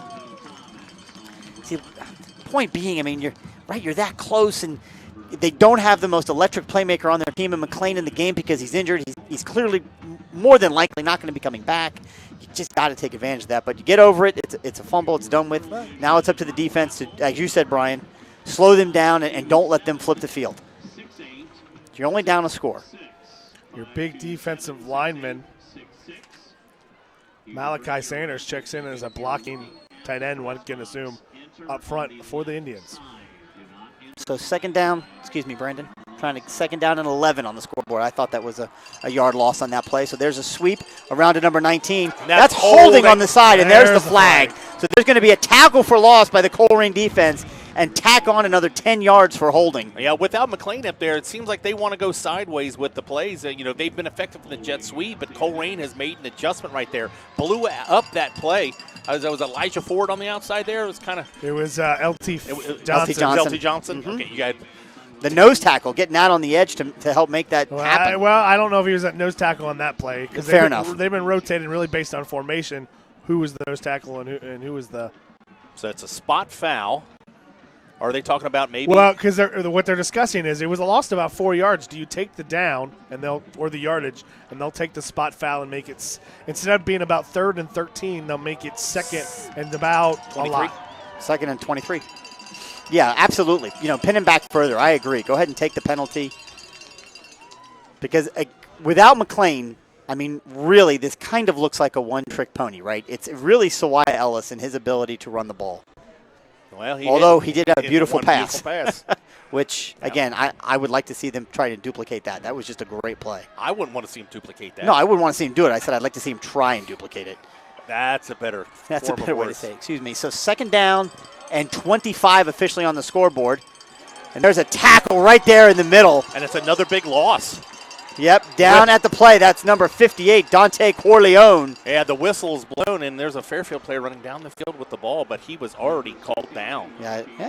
You just keep going until you hear the play. Deshaun Pace pointing it out to the young man that he was down. Play was over. I think he probably felt that the runner didn't go down. Maybe he stayed on his feet. But Corleone lets go because he hears the whistle. So, I mean, that's what you do. It's one of those things. But both the Fairfield fans, I like their response to that. They're still celebrating Halloween. The Boo Birds are out. Yep. That's exactly what they were doing. They're celebrating All Hallows Eve. So it is third down. Mike, what is it? Third and what? I can't see the scoreboard. Third and a long way. 3rd and 25. 3rd and 28. So a 3-yard loss on that play. So good decision by the Colerain defense. Our coaching staff, they're going to call a timeout, those Fairfield, as their play clock was running out. So good decision by the Colerain coaches to take that penalty earlier. If Colerain will make any type of change on defense here, bring it with the 3rd down and long, bring in an extra defensive back maybe. Take away the big play and, you give them anything underneath, but don't let anything deep. 2:41 left to go in the third quarter. Colerain trailing 10-3. Deshaun Pace getting a little work there on his leg, maybe cramping up a little bit. Take the opportunity in this timeout to again thank all of our listeners on wearecolerain.com who have listened throughout the entire year, all the way back from Wayne through the home opener against St. X and the entire GMC schedule. A lot on the line tonight for the Cardinals. They are 8-1, 7-0 in conference, and the Fairfield Indians are 9-0 and 7-0 in the conference. So this is it. This is the GMC championship game, and if you followed Colerain football over the past year, you know the Colerain Cardinals have won 82 consecutive GMC games, and more importantly, 19 consecutive GMC championships, which ties the Princeton Vikings for their run from the mid-'60s up to 1985 of 19 consecutive GMC championships. If the Cardinals can find a way to come back and win this game, they will have won the 20th consecutive championship in their history and will break the all-time record held by really what is the GMC stalwart with 27 GMC championships, the Princeton Vikings. Trying to give you a Now, little bit. were all those GMC titles, or those the old Metro Conference that carried over? No, those are Those are all GMC GMCs? championships. Okay. Yeah. So The Colerain- Cardinals are yeah. in the old Metro Conference. Yes, exactly. So here we go, 3rd down and 28. So Wyatt Ellis drops back, looks the pass. There's pressure up the middle. He throws it There's into the nobody air, there. and there's nobody there at all. And So he just and throws it's it out not of past the bounds. line of scrimmage. He's not out of It's the pocket. past the line of scrimmage. No, it's not. The line. Yeah, the line of scrimmage. Okay, I'm looking at. You're looking at the I'm original looking- I'm markers. looking at the original mark. Okay. Yep. So great defense by the Colerain Cardinals. And they're going to get the ball back as the punter for Fairfield is going to have to kick it out of the back of his end zone. Well, he's got a good snap, too, and I was looking out there. Deshaun Pace, we've seen all year, been rather aggressive. Sometimes, in my opinion, a little over too aggressive when he returned. Looked to the sidelines, and he said, I saw him wave his hand. He wasn't saying hello. I think he was asking the coach, should I fair catch it? My opinion, no. You catch it and you go. Look, we need points, guys. We got to have points. Well, that's a good punt. That one maybe you fair catch. Which That's he when did. you run. He had 4 guys barreling down on him. Yeah, He wasn't I know, gonna get But it. it was a low kick. And Low that's- kick. They weren't going to tackle him right away. He slips one defender. He's got no one in front of him. But yeah, you guess one way. He was also going backwards to get it. he was. Oh no, Yeah. he was fair catching. You saw that. Yeah. I think there's a little No, he was- disappointment, and when he caught, he's like, he fair caught it right away. So you think he cleared that beforehand? Is that what you're saying? Yeah, it was pretty. Oh no, yeah. He was kind of pretty gave a little. He Yeah, gave that nod all in his head, like I could have split that defender. Yeah. Yeah. You could. Maybe. But Colerain has the ball at the Fairfield 45-yard line. How much time left? 2:29 in the third quarter. Colerain Trailing 10-3. The Cardinals have the ball. back to the I formation. There's Freddie Johnson. Great move. Fakes through the middle. Stays on his feet. He's got one man to beat. And there's a block. There's no penalty flags on that. Freddie Johnson takes it all the way down to the 10-yard line. I thought Isaiah Myers may have had a block in the back, but he's rolling around on the ground. He may have hurt himself, so he's going to come out of the game. Well, yeah, he kind of, when making that Yep, block, just he get kind of down, got Isaiah. undercut. Yeah, Isaiah Myers, the sophomore wide receiver, got turned around, and you're right. I think he did get undercut. So And there's also a Fairfield player down at the goal line. And again, the Cardinals go a little bit different. Go I formation, twin receivers. No, just 2 running backs, no 3 in the formation. And Freddie Johnson just does a little shimmy shake. He boxes the defender, and if you're the quarterback, you make him make the decision. The Fairfield Indian defender didn't make a decision, and no decision is the decision. And you take that, you cut it right back up. He had blockers on the backside, It was a beautiful play. cuts Well, back and finds the opening. That's twice they've run out of the I formation. We didn't see it in the first half. Yep. And as Brandon said, you're going against the weak formation. You're going to the weak side. Why You're is going away from more. Kawasi Jones? Okay, he's picking up a towel. Yeah. He's picking up What Freddie was Quincy Johnson's, Jones doing all the way Freddie over? Johnson's towel is what he did. Okay. I'm like, why is Jones running to the Fairfield sidelines like 30 yards away? Yeah, someone check him for a concussion. What's he doing? Thankfully, he's good. And so Isaiah Myers does walk off the field of his own fruition, but yeah, he's. Yeah, he I think looks like that's he's one in- where I tell he you was what, blocked. but there's a Fairfield Indian being carried off the side of the field. Yeah, we didn't get a number on I that. thought one. that was 5. I could be wrong, but yes, like I said, he was the guy that was down at the goal line. So they're going to roll the clock now. I'm gonna grab my binocs here and see what I can see. Why not go back to the I formation? I don't know. Back in the traditional wing, Freddie Johnson takes it, hands it off. That is MJ Flowers. MJ Flowers, the sophomore, who holds on to it. He's going to pick up. I'm not sure how many yards he picked up on that. Let's see where they mark it. Maybe 2, Half yard. 1 yard. Yeah, I agree. Why have we gone away from something that was working? It worked twice. Okay, So but why not do it every time? I know that's what. well, but it's- nothing else has worked tonight. So again, you want to keep a defense guessing, so you want to mix it up. But 42 yards in the first half, Brian. I mean, you had something, and now they've kind of gone back to the traditional wing. So we have here in motion. Freddie Johnson drops back, rolls, looks to pass, tucks it and keeps it himself, stays in bound, and gets hit hard on the sideline and get put down near. All that running got him what? A yard? Half yard? yeah, he went play action pass and came to the weak side, and there was nobody open. I do not understand the play calling here. Why you go away? Here comes Tank, right? In comes Donovan Owens. In comes Dante Corleone. I don't understand that. I mean, your 27 comes in. That's Quincy Jones. Deshaun Pace is out there. I mean, they've got to score here. They've got to find a way to score a touchdown. How much time are we at? Are we 15 seconds on the play clock. No, I'm talking about the game clock. We're still in the third quarter. Right, so under a minute left in the third quarter. Under 10 seconds to go in the play clock. 6, 5.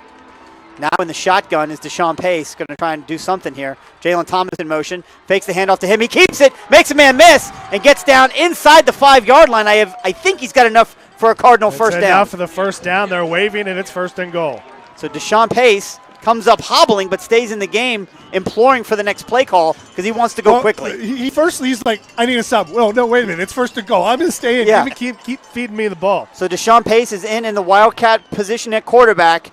1st and goal for the Colerain Cardinals. Deshaun takes it. Just run wide, young man. Cuts it, goes low, tries to get it in, looking for a signal. Do we have it? Wait, Fairfield comes up with the ball. Colerain wanted a touchdown. We've got a whistle. I think he crossed the plane. They're saying he crossed the plane. No, they're saying 2nd down. Yeah, they're calling 2nd down, and they're calling somebody out. They're calling the Colerain trainers out. We The cannot. coaches are yelling that he crossed the plane. Our coaches. Yeah, next we door cannot us. see from our angle. They stopped Colerain. I mean, he was battling to get in the end zone. They called him down. They called him down. Fairfield comes out with the ball. I think that's Pace cramping up. Yeah, and I think so. he was cramping. Yes, earlier. Going into that play, and he made the no. I want to go. I'm standing. This is too big a moment. And right down here on the sideline, this nice little gentleman here in the black black hoodie. The one that says Deshaun Pace's big bro on his back. Yeah, the one that maybe goes by the name Ivan. Yeah. Is there any chance we could slide him into a uniform? I think. I don't think that's a joke you want to make with that family, Chris. Yeah. I know. That's why I made it, because it's okay. It's all right, because we're past it. Well, I know we are. I've been calling for Colerain's all-time leading rusher to sneak a uniform on. Tyler Williams, your offensive coordinator. Oh, if Tyler could do it, nobody would know. They'd have no idea. No, they would, because he's got those nice nice dreadlocks working. Yeah, he does. Nice braids working. I don't think I'll they're tell you quite what, dreadlocks. They're braids. This might be more than a cramp. No, maybe not. I mean, we'll see. Oh, he's standing. Okay.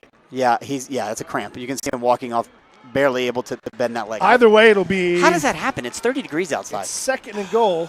I mean, Brandon always tells us that it's about being cool, not being hydrated. Yeah, it is not. It has something. Well, hydration aids into it, but again, cramps are caused by a misfire in the muscle chemical reaction. I can't imagine the pain that young man is in. I cannot imagine it. All right. And it's usually caused by muscles overheating. Freddie Johnson back in under center here. Boy, the Cardinals really need a score. He's going to take it and try and run right up the middle. He's moving. He's pushing. He's into the end zone. Touchdown, Cardinals. Freddie Johnson puts 6 on the board. Much needed for this Cardinals offense. How about that push up front from your offensive line? He runs right behind one of your captains, Ace Ehrenschweider at center, and he follows him through to touchdown. An ever important extra point to follow.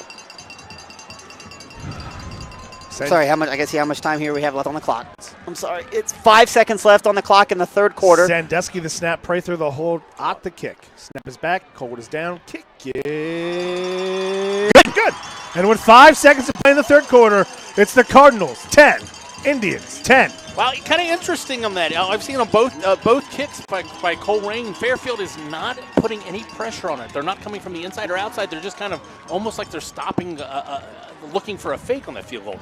Colerain has had a little bit of issues with the snap and hold all season. I mean, they've gotten better, but there's been a couple where the holder has saved the play. Several. So Tyler Prather has done an amazing job as a holder. That, and I go right after him. Guys, nothing happens. I have a very important announcement. My wife is very upset. You're who? My wife. That just sounds weird to say. You know what I mean? My wife is very upset that the scoreboard is not visible at all. Well, we're upset about it too, but unfortunately, it's just the dynamic of the field. There's not much we can do. There's not much we can do. We can't even scroll over. No, I got to lean over you guys to try and see what the time is and all that kind of stuff. But hey, look, we're grateful for the AD, Aaron Blankenship here, who's been very grateful to us. He gave us his whole press box on the visitor side. We're here with the Colerain coaches. So you said whole. We got the whole side to ourselves, the whole press box to ourselves, along with the Colerain coaches. So Colerain doing a good job so far on the coverage tonight. We've just seen the pooch kick, the pop-up kick. And it looks like Fairfield has done a little bit of difference. They only have one man deep, and they've got 3 across the back second row. So there's another pooch kick by the Cardinals. at the 20-yard line and taken to the middle of the field trying to find some holes. Uh-oh. And that's exactly what he does. And 19's got it. Hayes, he runs right by the kicker. He's just got, he's got a beat Out of on, bounds. and he does. Cameron Ott tackles him, but he gets all the way down to the 30-yard line. And that's where Fairfield will take over. That's a 30, let's see, caught it at the 20, to the 50 is a 30, and another 30 was a 60-yard return. 50. Yeah, he pops it up to the right, and he goes completely changes the field. Colerain kind of over pursued. Thank you, 50. And had a lot of people covering Whoa, between them. whoa, there's an invasion of the field. There's too many men on the field. It looks like they're recognizing maybe one of their, I believe their freshman team went undefeated in freshman. So the freshman GMC champs undefeated for Fairfield. For whatever that's worth. Hey, I wonder if they announced that yesterday the Colerain JV team beat the Fairfield JV team 27-12. JV played yesterday? They did. They played yesterday. Why is that? I don't know. I don't make the schedule. I just report the results. Because next week's the playoffs. So they're free up this Saturday. Okay, I see that. So do they hit them in? It's the end of the third quarter. Okay, Yeah, it's the all end right. of the third Flip quarter. fields. So they're going to flip fields now. And unfortunately, the Colerain special teams let them down there, allowing the big return.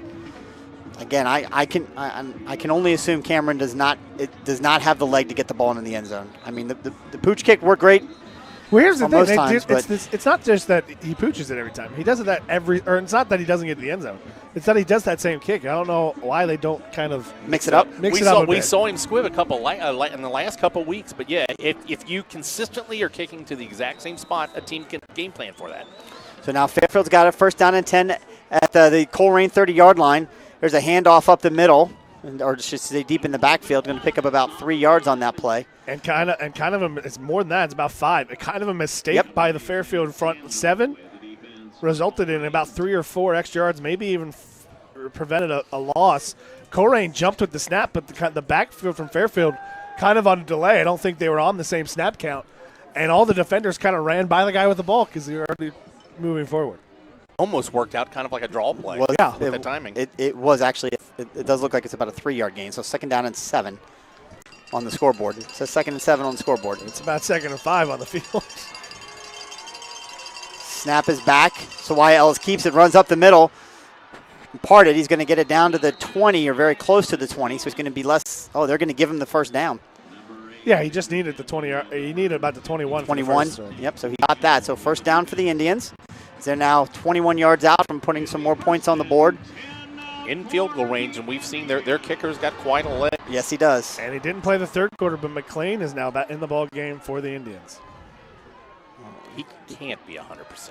Well, even if he's not 100%, it's his senior year, and he wants this. He wants this win badly. Snap is back. There's the handoff to McLean. He takes it, tries to run wide, makes a few guys miss. He's going to pick up some yards on that. Give him 4 yards, I think, on the carry, maybe 5.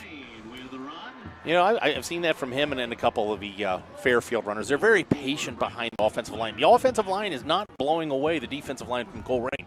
Just kind of sustaining them blocks, and they're kind of waiting, and just accepting whatever little crease pops up there and getting 3 and 4 yards at a pop. Yeah, if McLean is healthy coming out of this game, Fairfield's going to cause some problems for some people in the playoffs.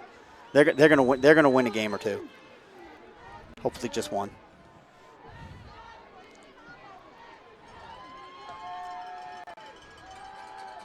There's Sawaya Ellis. He keeps it, runs around. He's going to take it inside the 10-yard line. So Sawaya Ellis, the quarterback for Fairfield, has found a tremendous amount of success just on that quarterback keep, allowing his blockers to open up lanes for him tonight. It's going to be first down and goal inside the 10-yard line. This is exactly what the Cardinals did not want to have happen. This is all set up by that huge 50-yard kickoff return by Fairfield after Colerain's last score. They're just not slowing down this Fairfield offense enough. So Wyatt Ellis in the backfield. Once again, he's going to keep it, and he gets pushed out. Big number 75, the sophomore, moved Dante Corleone right out of that mess. I'm not sure if there's a whistle or not, and they're finally going to call the play dead. That whole pile was moving inside to the 5-yard line, so it'll be 2nd and goal. Well, as long as that pile's going, and the referees have kind of been slow with that whistle, but they've been consistent. Very slow. They've been consistent. Yeah, ball set at looks like the 4-yard line, maybe the 3. Kind of hard to tell from this angle. Yeah, they've got Plain in the backfield, and I don't really think they're giving him the ball. They're kind of using him as a decoy to see if Colerain will over-chasing him. They're just relying on the size and running ability of the quarterback. That's exactly what they're doing, and I expect to see Ellis continue to take these. So we'll see what the defense does here on the – there's guys moving all over the place. Jaquan McClain got the handoff. I think he's short of the end zone, but how in the world – you're right, Brian. How are they not throwing flags on that? The running back does a jump step to the side as they've got somebody in motion. They have two to three. They've got two guys moving before the snap. Every play. Every single play. Just out. So the Colerain defense has been here before. Is it 3rd and goal and inches? Just the shadow of the end zone. Trying to get a substitution in the ball game. They got it. They went with some beef up front. It's going to be very, very difficult to stop this here. They weren't set. They weren't set, and they've hiked the ball, and nobody's calling anything. I don't understand. He's short. Oh, there you go. There's a flag. False start against the Indians. Yeah, they went up and tried to go quick huddle, but none of their linemen on this left side were even set. I got to be honest. I don't understand that. You got all that beef. You've got all that talent. Just take your time to line up. You're not in a rush. Well, you're trying to catch them off guard, but you don't need to. But you don't need to catch them off guard by running to the line. You can catch them off guard by just kind of taking it easy and then going real quick. Right. Yeah, so that'll take it outside the 5-yard line. And it's still 3rd and goal. I mean, timeout Indians. Yeah, I mean that kind of changes the dynamic a little bit. Sometimes I think coaches outthink things. They overthink things. They may try to be cute, and you don't need to be cute. How much time is left? I can't tell. I can't see. 8:07 to play. You know, I was at a game is tied at 10. I was at a Pee Wee football game. Okay, it's one of those games where everybody has, you got the 8-year-olds playing the 10-year-old, and Coach Bolden happened to be there just watching the game. I'm hanging out with him in the end zone. It's actually at Harrison. Harrison has 1st and goal at the 1. And they go in shotgun. I knew it was coming. I knew that was coming. And Coach Bolden is just there. That's un-American. Yeah, I'm sure he dropped it. I can see him dropping his head, putting his head in his hands, going, "What are you doing? It's 1st and goal at the 1." He was there as a dad, as an uncle watching, but the coach kicks in. We all do. Well, because it doesn't make any sense. Yeah, you're on the 1-yard line. Well, and they were on the half-yard line. I mean, they were barely a football away from the end zone. If Colerain is able to stop Fairfield here, that will be 2 stops with 1st and goal, basically inside the 5 tonight. Not saying they got to do it, and it's going to be tough, but it's now 3rd down and goal. So why Ellis, look for him to be a quarterback keeper here. There goes a man in motion. That's exactly what he does. He takes it, and he runs wide. He's going to try and get in, and he is going to be short. Going to be down at about the 1-yard line. So it's going to be 4th and goal for the Indians, and they got to go for it here, right? Yeah, they've got a half yard to get. They're no, where are they marking this? I don't know. About the yard line. Right at the 1-yard line. I'm sorry, you take the points. Colerain has struggled offensively all year. You kick it. You kick and take the points. Yeah. That's timeout. He's going to burn up another timeout. Wow, that's their 3rd and final, right? Got to be. Is that their 3rd and final, Mike? Can you see on the Fairfield side? I hear there's a light post. You're right. We can't see it. Thanks to Mike Rourke, our production genius, leaning out the window trying to see the scoreboard. So now it's 0. So that was Fairfield's final timeout with how much time left? 7:37 left in the game. Fairfield with no timeouts.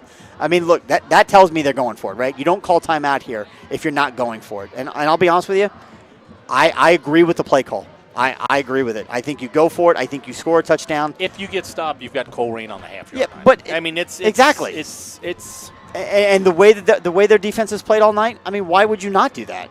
I mean, yeah, you could kick a field goal, but so what? I mean, we can kick field goals too. What we've struggled to do all night, as have they, is to score touchdowns. And from a certain perspective, it's a long time out. It's a long time out. But from a different perspective, just from kind of more of a psychological one. You're playing to win this game by going for it here on 4th and goal from the 1. Absolutely. Well, you've got nothing to lose. You've got a number 1 seed no matter what. You're playing for something that no one has done to Colerain in years. Decades. So here we go. 4th down and goal in the shotgun is Sawai Ellis. He's going to take it, fakes the handoff, keeps it himself, get it. And he's not going to get it. Elijah Ford was the first man to lay a hand on him, And this Colerain defense, once again, steps up and stops the Fairfield Indians inside the 5-yard line on 4th and goal. And they go fourth and goal on the one, and what do they do right there? Shotgun formation. He fakes it, and they've ran that same play. Colerain sees it, goes after the quarterback, and it's a 3-yard loss. So they've actually given Colerain some space. Well, I don't know that they lost any yards, maybe 1. The ball looks like it's up at the 2. But either way, most importantly, you stop them. Now, offensively, you've got to give your defense a break. They need it. They need a breather. They need a blow. Yeah. They've got to get a break. They need to put together a drive to score. And here comes the Colerain offense onto the field. They're going to be in the Fairfield end zone. They need to find a way to get some room and make something happen. Back in the I formation, Freddie Johnson takes the ball, hands it off over the middle. No gain on that play. Tackle made by 58, 57. All kinds of Indians in on that tackle. You just got to be smart with the ball. You've got a tie game. You got the clock on your side.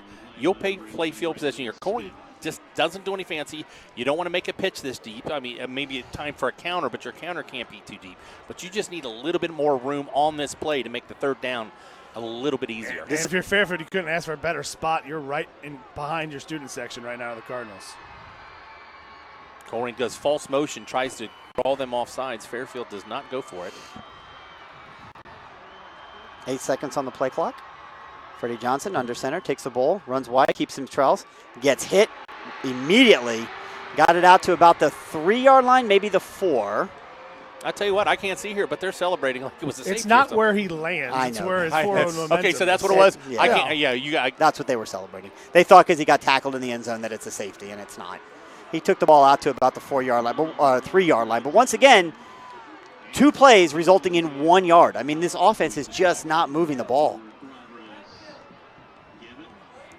So.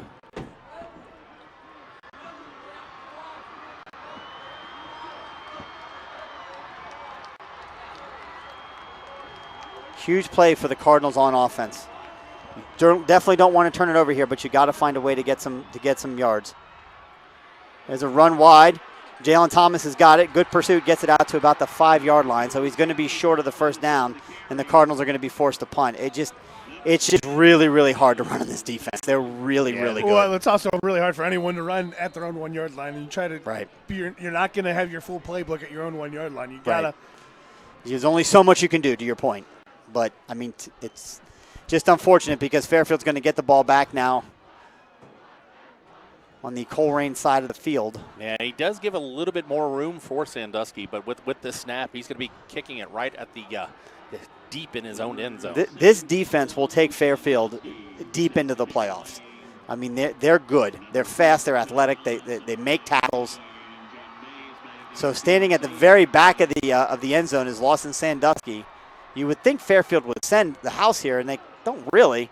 Sandusky's got it, and he kicks it, and it's a catch immediately made right at the block in the back right there in front of you. And it's coming back no matter what happens right now. Yep. It doesn't matter. You're right. It's coming back. Yep. He springs him, but the initial block that gets it is marked, and it's going to be a spot foul close to the 40-yard line. So, and the thing for the Cardinals, they're going to get lucky here because that wasn't they didn't need the Indians did not need that block back. No, they didn't. It's another one of those low. Who was that number 4 again? What's Sinclair? Sinclair. No. For Fairfield. That's Phil Thomas. It's Phil Thomas, yeah. All Mr. Everything. Yeah, it was another line drive kick. Yep. We see that, and there's nothing wrong with that, but you can't kick it. And what Fairfield has done, and I've yelled for Colerain to do this all year, they have 2 guys back there. Yep, there you go. Good observation. Give them less area to kick from. You put one guy back there, like we saw last week, they kicked it away from him all the time. There's less room to kick away from. But, it'll be a spot foul. So they threw the flag at about the 31-yard line, so they're going to take it. So 35-yard line. They moved the flag, so it'll be a 10-yard penalty. Mark it. The block was outside the 40. Because I'm sitting on the 45-yard line, and it was directly out in front of me. It's about a 5-yard difference. That's fairly significant. But either way, Fairfield gets the ball. Game tied at 10. 5:13 to play. Fairfield's got the ball in Colerain territory at the 45-yard line. There goes Phil Thomas in motion. Snap is back to Swy Ellis. He drops back, looks to pass, throws it deep down the sideline, and it is incomplete. Incomplete. Good defense by the Cardinals. The receiver kind of got turned around. I don't know if that ball was pass. meant to catchable, and it was just kind of here it is, go get it, which Well, was effective early. Well, as beautiful as that pass was that he got earlier, I don't know if that ball came out of his hand funny or what. he is throwing it into a slight wind, but that shouldn't have made much of a difference. No. It's a very slight wind. Almost non-existent. Which is to say it's a breeze. Yeah, there's no – the conditions could not be better for fall football. It's cold out there, make no mistake. For those of you not in the Cincinnati area and listening online, it is probably in the low to mid-30s out there right now. 37 degrees, according to our production engineers. A snap back to Ellis, and it's a counter over the middle. Not sure who took the handoff on that. McLean is back in the Was ball that game. McLean that took that? He's not Gain of 4 on the play. It's going to bring up a 3rd down and 6. Ball's going to be spotted at the Colerain as 41. this first day of November is a chilly autumn air. Just think, the October 1st, it was 90 degrees outside. Is that right? October 31st, it was 32. How about this? Coach Cutright turns to the Colerain faithful sitting in the stands, calling for this defense to make another big play. But this might be 2-down territory this deep. Well, we'll see what they do here on 3rd down, right? They seem to have a lot of positive yards until they get inside the 5. That's why Ellis in a shotgun once again, and this is just a quarterback keeper. He's going to keep it himself. And Face mask. And it's going to get called too. Yep, he called it. Yep. Guys, it's a face mask on Ellis. No, Ellis got his face mask grabbed. Ellis got his face mask grabbed. Yep. But is a 5-yarder or is there 15-yarder? It's a 5-yarder. It's just unfortunate. And it'll be short of the 1st down. It will be short of 1st down. It'll make it about a 4th down and 1. Nope, they're going to call a personal foul. Foul on that?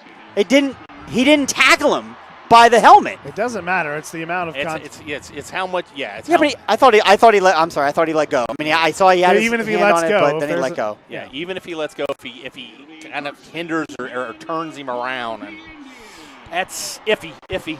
But it's the referee. But that's was right a killer because you had him stopped, and he was running to the sideline, and there were multiple Cardinals over there. That's a killer. So now it's 1st down and 10 for the Indians at the Colerain 32-yard line. 27-yard line. 4:17 to play. Score is tied at 10, so any score will do. Drop. Oh, drop pass. Intended. There's a flag and late. a really late foul. He's looking back trying to get a number. I don't know if he's calling a Fairfield Indian on maybe some kind of play. He is calling it on the Indians because the Cardinals are clapping. There was a little bit of jawing around the offensive Illegal line man there. downfield. Oh, okay. That's on a. That's why he was looking for that quick. That's why he was looking for the number because he was trying to confirm. But that was just kind of a quick hitch pass. How can an offensive lineman get down the field that fast? I don't know. They called it. They're fast. This whole team is fast. They've And all got you know what? speed. Unless It doesn't matter. The somebody penalty was covered up. It doesn't matter. The penalty's declined. Yeah, because it was incomplete. Yeah, they'll take the down over the 5 yards. So the penalty means absolutely nothing. 75. Kendrick Goodman is an offensive lineman, 6'4", 300 pounds, and he's a sophomore. It's a 6'4", 300-pound sophomore offensive lineman for Fairfield. Dear goodness gracious. Reminds me of that freshman out at West. Snap is back to Ellis. He takes it, fakes the handoff to McLean, keeps it himself, and runs right into Dante Corleone, who stops the senior quarterback. Never goes down, but they blow the whistle, call the play dead. And They're going to give him maybe one about a football. They'll give him back to the line of scrimmage. They've got McLean in there, and they're kind of using him as a decoy, but this time Colerain does not go chasing him. And this is a very interesting spot of the field. How good is your field goal kicker if you're the Indians? We saw in the kickoffs he's got a big leg, and I watched him 3:40 to play. Do we have any stats about him? Anybody look that up real quick? You can go to GMC Sports and look them up. I didn't print them off because we never reference stats, but to me it's a no-brainer, right? I mean, as long as you're not turning the ball over here, you attempt to kick the field goal. Because, again, if you miss, and as long as it goes in the end zone. We don't know what his range is what I'm saying. Yeah, no, that's fair enough. Snap is back. There's the handoff once again to McLean in the backfield. And I don't understand that play call at all. He clearly is not at 100%, and you run a play that's slow and drawn out. I mean, huge play by the Colerain defense. I mean, that's a 5-yard loss? Well, and you know what? The slot receiver was moving on that. They've really kind of let him go with that. It's going to bring up a 4th down. I'm surprised. I'm assuming that some explanation has been given to head coach Sean Cutright about why it is that Fairfield's allowed to have one and sometimes two guys in motion before the play even starts. It's just a simple little hop step, and That's Colerain, not Fairfield. It's a timing thing. They're going to be going for it, so it doesn't matter what the kicking stats are. All right, there you go. We don't even look at it. 4th and 10, Well, 4th and 11. Colerain's going to watch the stay on sides right here. 2:35 left to play. Snap is back to Ellis. He drops back, looks to pass. He's going to throw it deep down the field, and it is intercepted in the end zone. I think that's number 10, Sean Williamson, that's got to hold on to it, young man. Secure that football, and he does. He brings it all the way out, back past the original line of scrimmage. Add 15 yards. And add 15. Add 15 on it as he is tackled and hit out of bounds by the Fairfield Indians. Well, and this Colerain defense has done everything and more for this team tonight. There might be actually 2 penalties on this play. There was something behind the play. There was a really late block. They're going to call just a 5-yard face mask on the Indians. Cardinals will have 2:20 to play. Sorry for the echo, but I'm right against the wall. 2:20 to play. How many timeouts? Cardinals have all 3 timeouts. The crowd is chanting, "Let's go Cardinals, let's go." I tell you, Colerain has had bad field position and really haven't had a chance to open up the offense because this Fairfield defense is so good. This is about their best starting position, I believe, this entire half. It could be. At their own 35 because they had the kickoff at the 20 Yep. and the both stops deep in their own end. That's right. Well, they got to pull something out of the tricks here. This is where Tyler Williams and Daniel Rod, the offensive coordinator and quarterback coordinator, has got to find something to do because just running the ball right up the middle is not resulting in a whole lot. Jalen Thomas makes several guys miss. The whistle has not been blown. He's going to pick up 8 yards on that really, really tough run by the senior. Cardinals, you got to get going. Clock is going. You got to get going on the line. Under 2 minutes to play. They're going to give him 7 on the carry. They went out of the straight I formation. Yeah, you're right, Brendan. I don't really see a rush here. You have all 3 timeouts. Right. So you think obviously they're playing for a field goal, right? I mean, if they can break one, one, great. You're getting as much as you can get. Right. Deshaun Pace is in the ballgame as a wide receivers. They're back to the I formation. Freddie Johnson under center, takes the ball, fakes the handoff, keeps himself, pitches it wide. Jalen Thomas shimmies and tries to make a guy miss, and he's going to pick up 1, maybe 2 yards on the play. Boy, Fairfield is really stripping that ball. Yeah, referees need to blow the whistle. That play was dead for a solid 5 seconds before they blew a whistle. They are going to blow a whistle. Colerain's going to get the benefit of a Fairfield player down on the play. Goodness gracious. How much time is left? There is 1:27 to play. Get your face up against that glass. So, they're going to go tank formation. I think this is on 3rd and 2.5. Their goal here is to get the first down and ignore the clock right now. But, with 3, you don't want to leave them on the table. You got 3 left. You get the first down here. Call a timeout. Compose yourself. Yeah, exactly. Now the question is, do Colerain, I believe, might have called a timeout on that play, but do they get it back because of the injury?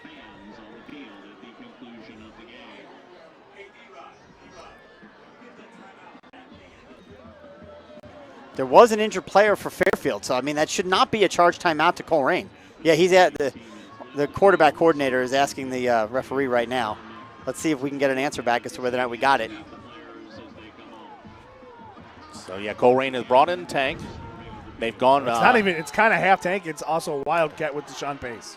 So Deshaun Pace in at quarterback. They are down and set and ready to go. Jalen Thomas in motion. Deshaun Pace takes it. He's going to keep it. He's going to get enough for the first down. Bowls through several Fairfield defenders. Hang on the ball. Yep, and he gets it all the way down inside Fairfield territory to the 44-yard line. First down, Cardinals. I tell you what, a couple of these Fairfield players, after these plays, it's been a clean game. Fairfield's getting a little bit chippy. Well, yeah, they are. But, it's an emotional game. It's an emotional time. Well, this is where there's a lot going on behind the play. 117 and counting. Cardinals have it on their own 44. What do you think they got? Indian 44. So they get about the 25 to get into his range? I would say. Got to find a way to keep moving the ball positively against this 3-3-5 stack defense that is really Cardinals tonight. There's a handoff to Jalen Thomas, who takes it across the middle, stays on his feet. He's going to hold on to it. He's going to pick up maybe 1 yard on the play again. Maybe releasing the tight end through the seam, Brian. I haven't heard you say that all night. The most much underutilized. Yeah, but we've seen all night. But the Cardinals have struggled to give Freddie Johnson the protection to find that open man. Part of the season, and you got a great play by Deshaun Pace, who's going to take it out. Where is he marking him? Well, I tell you what, we've got. It just doesn't matter. Cardinals just got 15 yards. Fairfield again hits after the play. I believe they got number 7 hitting a Colerain player after the play.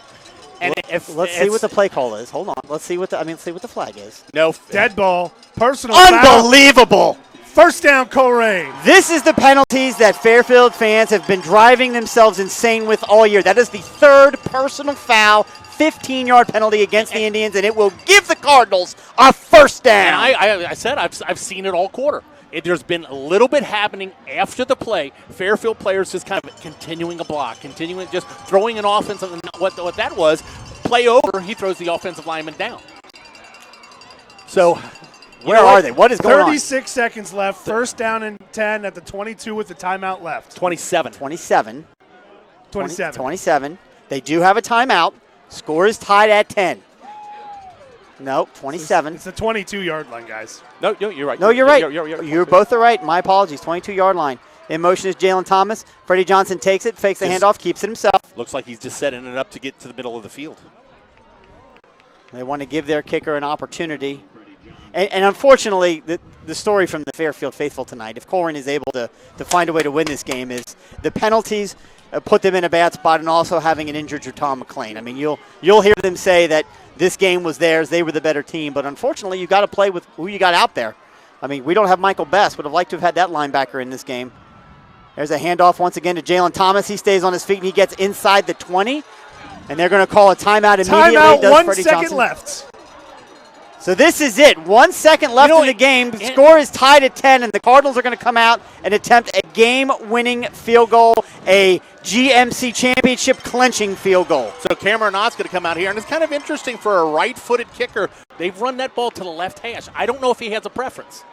You know, some kickers. So what's interesting, whether or not he has a preference, that you don't know most, that he has a preference? You know, most right-footed kickers kickers tend to pull the ball more than they push the ball. Really, I would think of the kicker. I'd want to push it more. I'd want to be more on the left. I would think. Well, that's what we don't, Whatever. We don't know. 37-yard attempt up. All right, hold on, let me get in here. kickers. Let me get in here. 37 yards. I want to see. You're taller than I am, Brent. So we got I'm sorry. Sandusky with the snap. It'll be Prather. Watch your foot. Your with foot's the attached. hold. Your foot's attached. GMC title Oh, crap. on the line. All right, here we go. Get in on there, Mike. Get on in on there. Here we go. This is a long kick. Does Fairfield have timeout left? No, they're all out. They don't. This is it. If they don't get this, we're going to overtime. I don't know why I have binoculars. I don't need them. For the game and the GMC championship, Cameron Knott kicks it. It is up. It is far. And it is no good. Cameron Knott missed wide left. So close. But unfortunately, he missed just wide left. The entire Colerain bench emptied. They thought he hit it. And he didn't. He missed wide left. So time expires here in regulation, and we are going to overtime. Some of the Colerain players think that this is actually good. They looked up, and that's why they were celebrating. Right. Lawson Sandusky, your center, who's in the middle of the field, is looking to his coaches with his hand up, saying he believes it was good. Well, unfortunately, it doesn't matter what he believes. It only matters what the referees believe, and they said that the ball was wide left. There's referees directly under each goalpost. They look straight up. If he missed it, he didn't miss it by much. So, woo! Well, we get some free football, fellas. Not exactly what we wanted. I mean, you want to be there. You want to have a chance to kick it. How about this? Cameron Knott getting consoled on the sideline by offensive line coach Dylan Wiseman, former Cardinal. Very upset, obviously, at that miss. A chance to win the game and to win the GMC championship. But, hey, he very much may be needed here in the next 5 minutes. So, I tell you what, let's go back to the Departments right now. How about this? What happens on a tie? There is no tie. This game will go on forever. Yeah, there's no tie. Okay. Yeah, Well, there's no tie. Didn't know Who if they invited had him? Has there ever been a tie in a football game? Yes. I mean, yeah, but At not high for, school? Not for like 40 years since Okay. they put overtime. All right. Well, in the land of most obscure questions that don't need to be asked, Brian, you got a gold medal for that one because I hadn't even thought of that. I don't think there'll be a tie.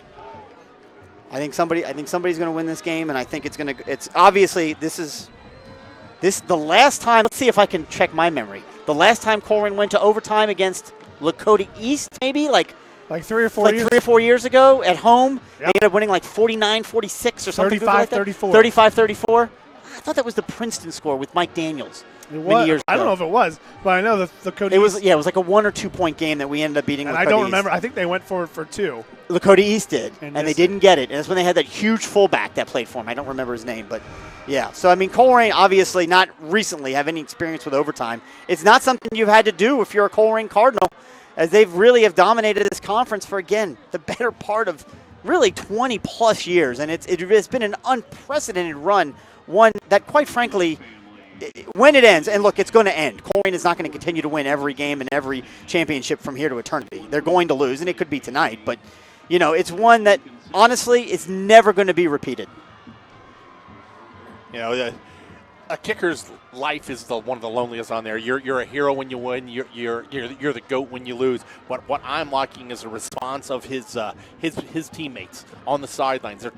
Each one kind of individually has come up, said you're going to get a chance to win this. Well, and Colerain Cardinals know very well. I mean, they've been on both the winning and losing end of a missed extra point costing you the ball game. So I really thought he had a shot there. He hit it well. He did. He struck it really well. He let that adrenaline flow and he struck it really well, but would have liked to have sent this game off at that point. I'll tell you what, kudos to all the fans on both stands. Nobody has left. Who would? Speaking of things that didn't need to be said, no one wants to beat traffic when you got a game like this, Chris. I promise you, there are some people in the stands right now going, it's really cold. We can go right now, and we'll figure out who wins. It's not a big deal. Yeah, you know what? My dad used to do that. We left a Bengals-Jets game. Is that right? They kicked a field goal at the end in the snow. And great story. Heard it from the parking lot. Yeah. It's a fascinating journey. So they're going to take the flip to decide what's going on in the overtime. Looks like Fairfield has won. They'll defer the choice. Always kind of interesting. They'll play defense. Excuse me. Right. Always interesting what you do is a lot of times teams want to put the pressure and score first, but if you take it and you're on defense, you know what you need to get when it comes your turn. The one net positive for the Colerain Cardinals is they can choose. They're not going to get their option. Obviously, you want to play defense first. Right. But they clearly are going to choose what side to go away from that large contingent, that student section. The student section, but you look down there's a lot of parents down on the other end. But those are parents, right? Have you met some of the parents? Have you met Brandon's dad? I have met Brandon's dad. You should have saw him in the stands. I imagine he was a real piece of work. That's the nicest thing I can say. Yes. I believe I hung out with Brandon's dad a little bit during his son's playing days. Well, I was wrong. They're going to go right into the student section. Well, that's pretty interesting. So Colerain will start off with the ball first on offense here in overtime. A quick refresher on overtime rules. Brandon. Both teams will get. Why, you didn't know him. Get possession. They both get a possession. Possession starting on the 20-yard line. Both teams will receive 2 timeouts. Both teams will get possessions. First team to lead after the exchange of possessions wins. After 2 overtimes, you'll have to go for 2. But they're okay. Yep. After 2 overtimes, 2 overtimes, you have to go for 2 if you score a touchdown. Yeah, you can't go for 2 after a field goal. You can go for 2 anytime you want. Spot pass, drop kick. The referees will immediately call it a turnover. How about this? They're coming out. They're going straight to the tank package. Freddie Johnson is sitting down. Deshaun Pace. We're going back to the Wildcat. It's a very interesting play call. The most success they've had here late in the second half. He's such a great athlete. I bet you he could throw the ball. Can we release a tight end? Jalen Thomas in motion. Deshaun Pace keeps. He's going to try and run through the middle, and he does. Makes several guys miss. He's going to take it inside the 15-yard line all the way down to the 13-yard line. Maybe they're going to mark it at the 14, so 4 yards shy of the first down. One thing that always scares me with him, and he's a taller athlete. Yes, he's not taller. A true running back. No, he's not. So he runs upright. Yes. Low man wins in football. He's a target to get hit. He is. And we've seen it a couple times. I mean, he is as strong as you can get for his size. Yeah, and he is a tall man with the ball in his hands. Yep. Jalen Thomas once again in motion, runs behind. Deshaun Pace has got it. He's going to take it down inside the 10-yard line. It'll be enough for the first down.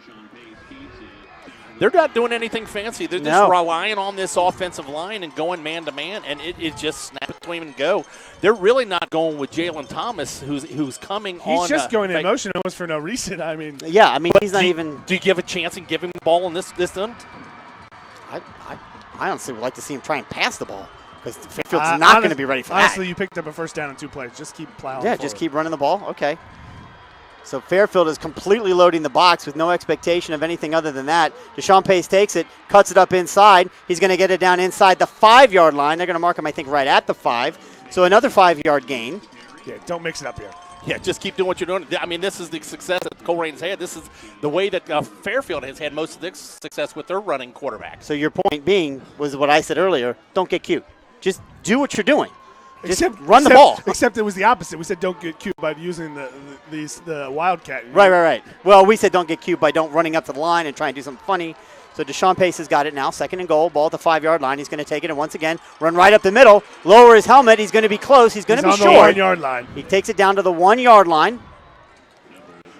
I tell you what, 3rd down and goal. Did you see what he kind of did there? Kind of lowered his shoulders that time and ran a little bit lower. Maybe he was listening to me in his headset. This is where you'd like to see him take it, honestly, and just run to the corner. Because nobody's going to stop him if he runs to the corner. No, you run straight ahead.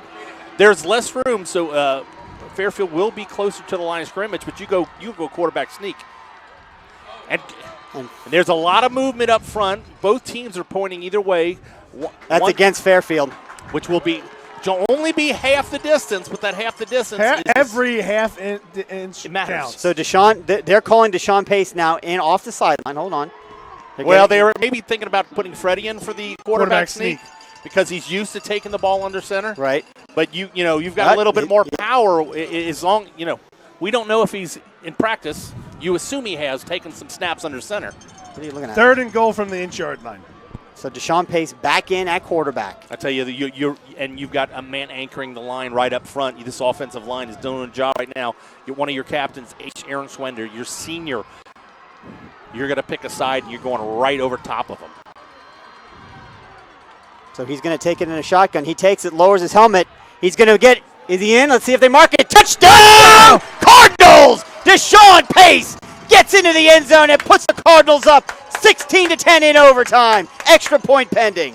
That tank package with a lot of the defensive linemen in there helping out. But remember, you got Stegmuller, Pert, Aaron Schwender, Carnes, and Malik up front. There's another flag that just got tossed into the air as the Colerain players are walking away. And there's another flag that just got thrown in the air. So wait a minute. Well, if we've got 2 penalties, they're not starting at the 20. They'll start at the 35? I don't know. We're going to find out because they're against Fairfield. I guess. I don't know. The first one might be on Deshaun Pace. There's a small chance. Oh, yeah, maybe. We'll see.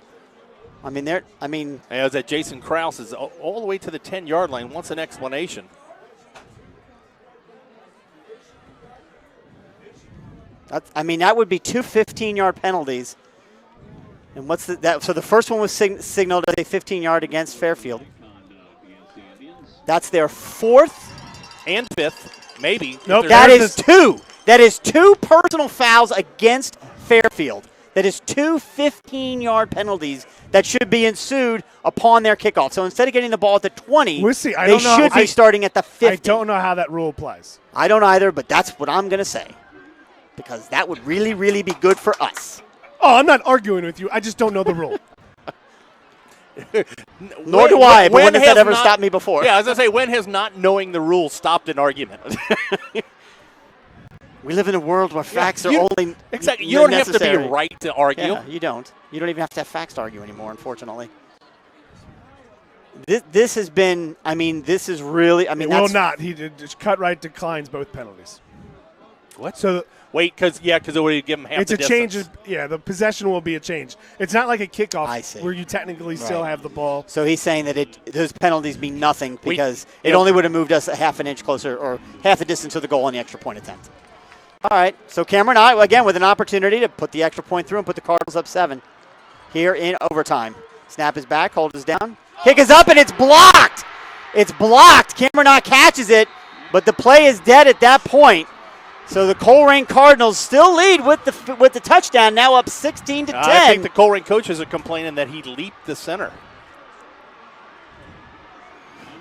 I don't know what you do about that, but you got to be careful because you don't want to get a personal foul called on the bench because they've already got a warning here in the first half.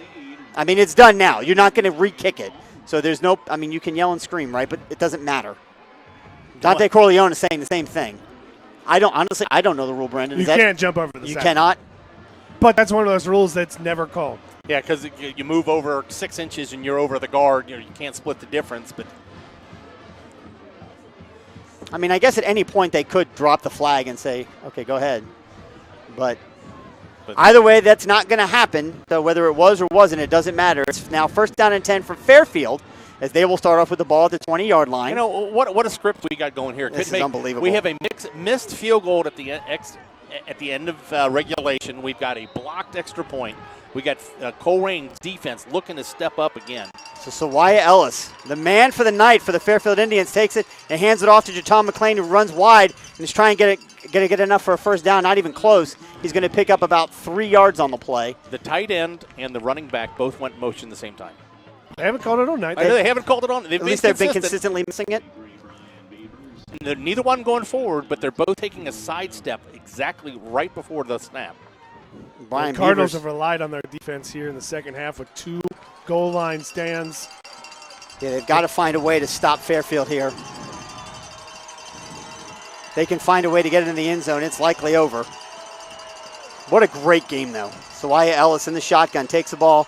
He's going to look for some room to run, and he's going to get wrapped up right in the middle. Donovan Owens, along with a host of Cardinals, take him back, and they just let him loose and walk away. There's LT Johnson that's in on that. I think there's a little bit of a broken play there for Ellis because he went for the play fake, and there was no one for the play fake, and it just kind of got bottled up in the backfield. 3rd down and 8. Obviously, 4th down territory for the Indians as they trail 16-10 here in overtime. The Cardinals scored first on their drive, had their extra point blocked. So now it's up to Fairfield. They've got to find a way to score a touchdown. A field goal will not do it. A lot of time to get this play in. Play clock down to 12. It's not a big deal. Yeah. No, it's not. But That's Jaton McLean. Sawaya Ellis in the backfield. He's got it, drops back, looks a pass. McLean throws it in, and it is caught and dropped in and out of the hands. The easiest pass possible. Number 21, who made that dynamic catch earlier in the game. I tell you, one of the Colerain players goes down late after a play on this 4th down. It was just a number Kenny 29. Willis hurt himself jumping up and down to get the crowd going. Yeah, he pulled a Grammatica. Oh, I'm looking at the wrong roster. Yeah, Kenny Willis, you're right. Yeah, they just went a bubble screen on the outside, and they had it set up. 22. For us or for them? For us. Do you have that roster? I can tell you right now if you don't have it.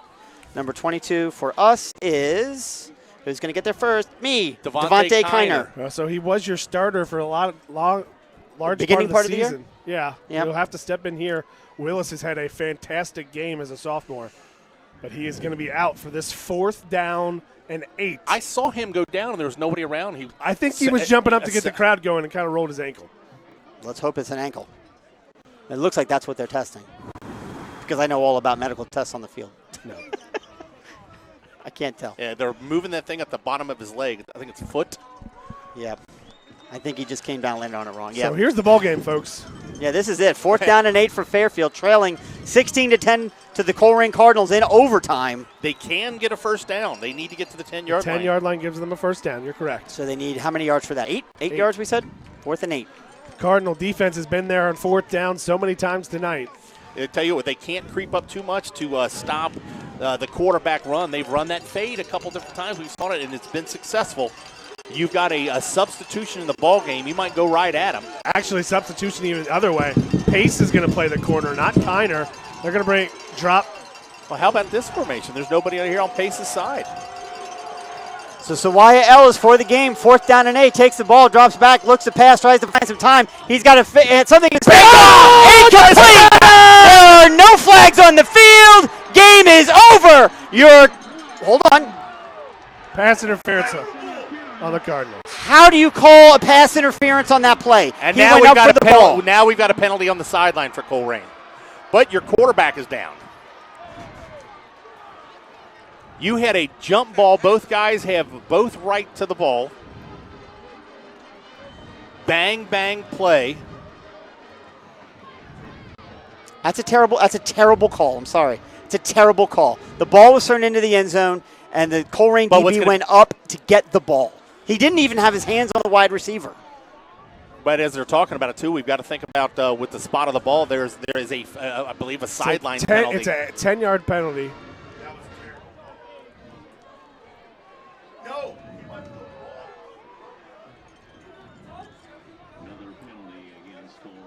That's unfortunate, because if Colerain loses this game, it's because of that horrible call. That's terrible.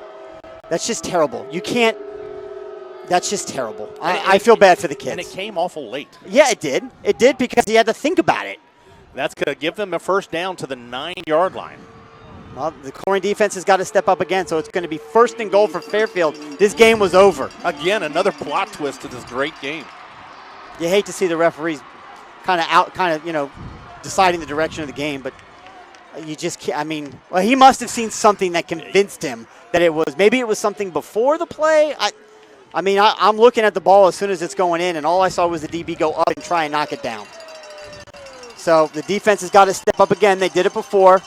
Sawaya Ellis in the backfield along with Jaton McLean. So snap back, hands it off to 19, who's got it, and he's going to get tackled in the backfield. He's going to lose 2 yards on the play. The defense once again holding steady. And there's a flag on the play, too.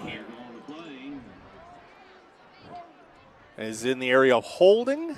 Who knows? Face mask? I don't know. I can't tell with these guys. Face mask on the Cardinals. That's going to be a half the distance to the goal.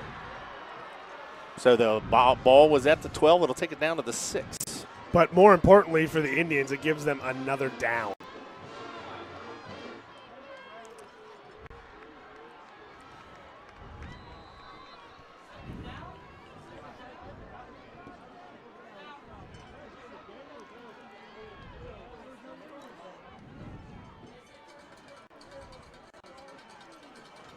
So 1st and goal again for the Indians now at the 6-yard line.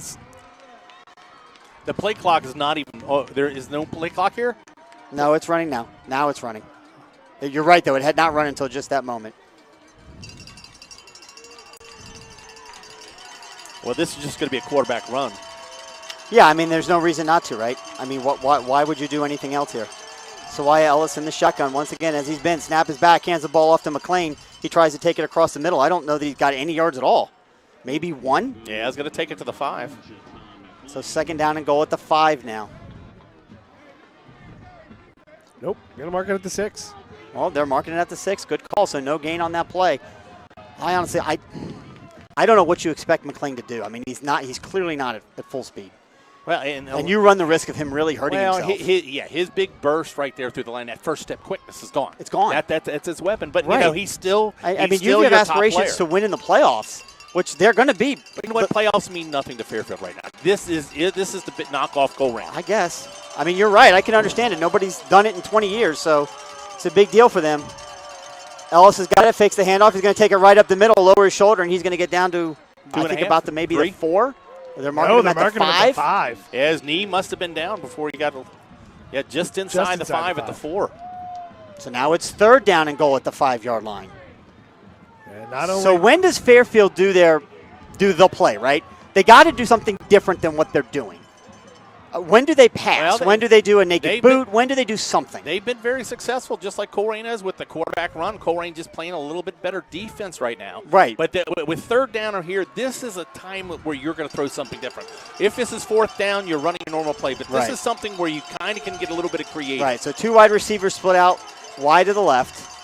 So Wyatt Ellis has got it. Snap from the 5, takes the ball, looks at pass, fakes the pass, throws it, dumps it off to – I'm not sure who caught it. I think it was McLean who's got it. He's going to be tackled. Ball's on the ground. It's picked up by Sawaya Ellis, who went back, but he got tackled outside of the 10, and it's going to be 4th and goal back at the, 11, the 12-yard line. And Jaton McLean is on the far sideline. It's not McLean? Is that 4? Is that Phil Thomas? No, it's 17. My bad.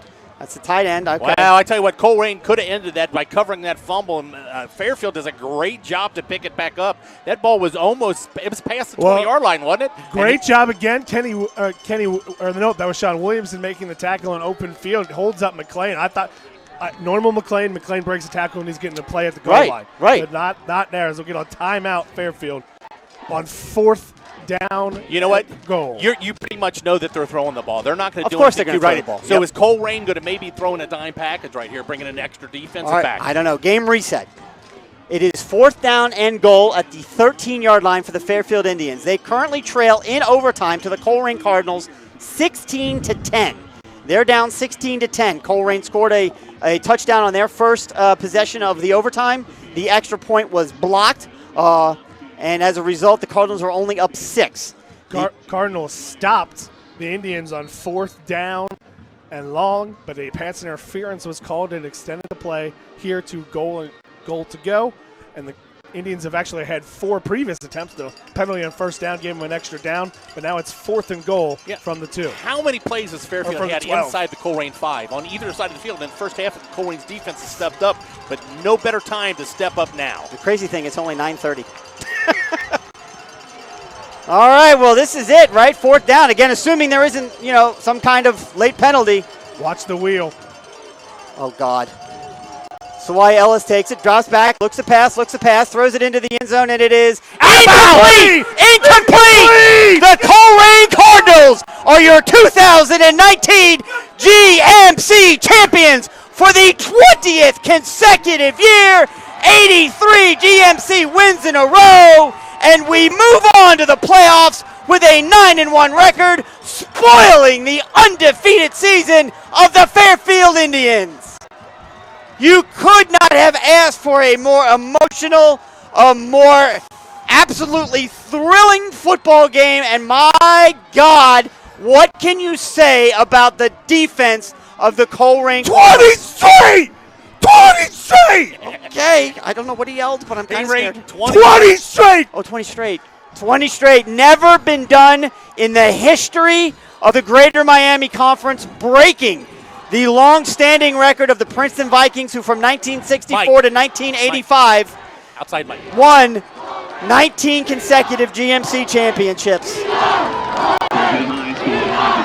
Not a sweeter sound is heard in Hamilton County tonight. We are Colerain. They proved it tonight.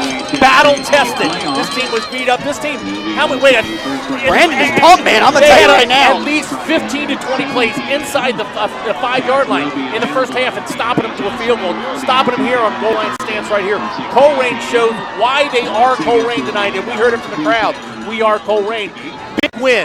Big win, GMC champs. And you're absolutely right, Brian. And that's the kind of mental edge that the Colerain Cardinals have had over this conference for 2 decades. It is something that is not taught, it is earned. It is earned in our weight room, it is earned in our practice fields, it is earned in our classrooms. It is something that the young men of Colerain learned coming into the system.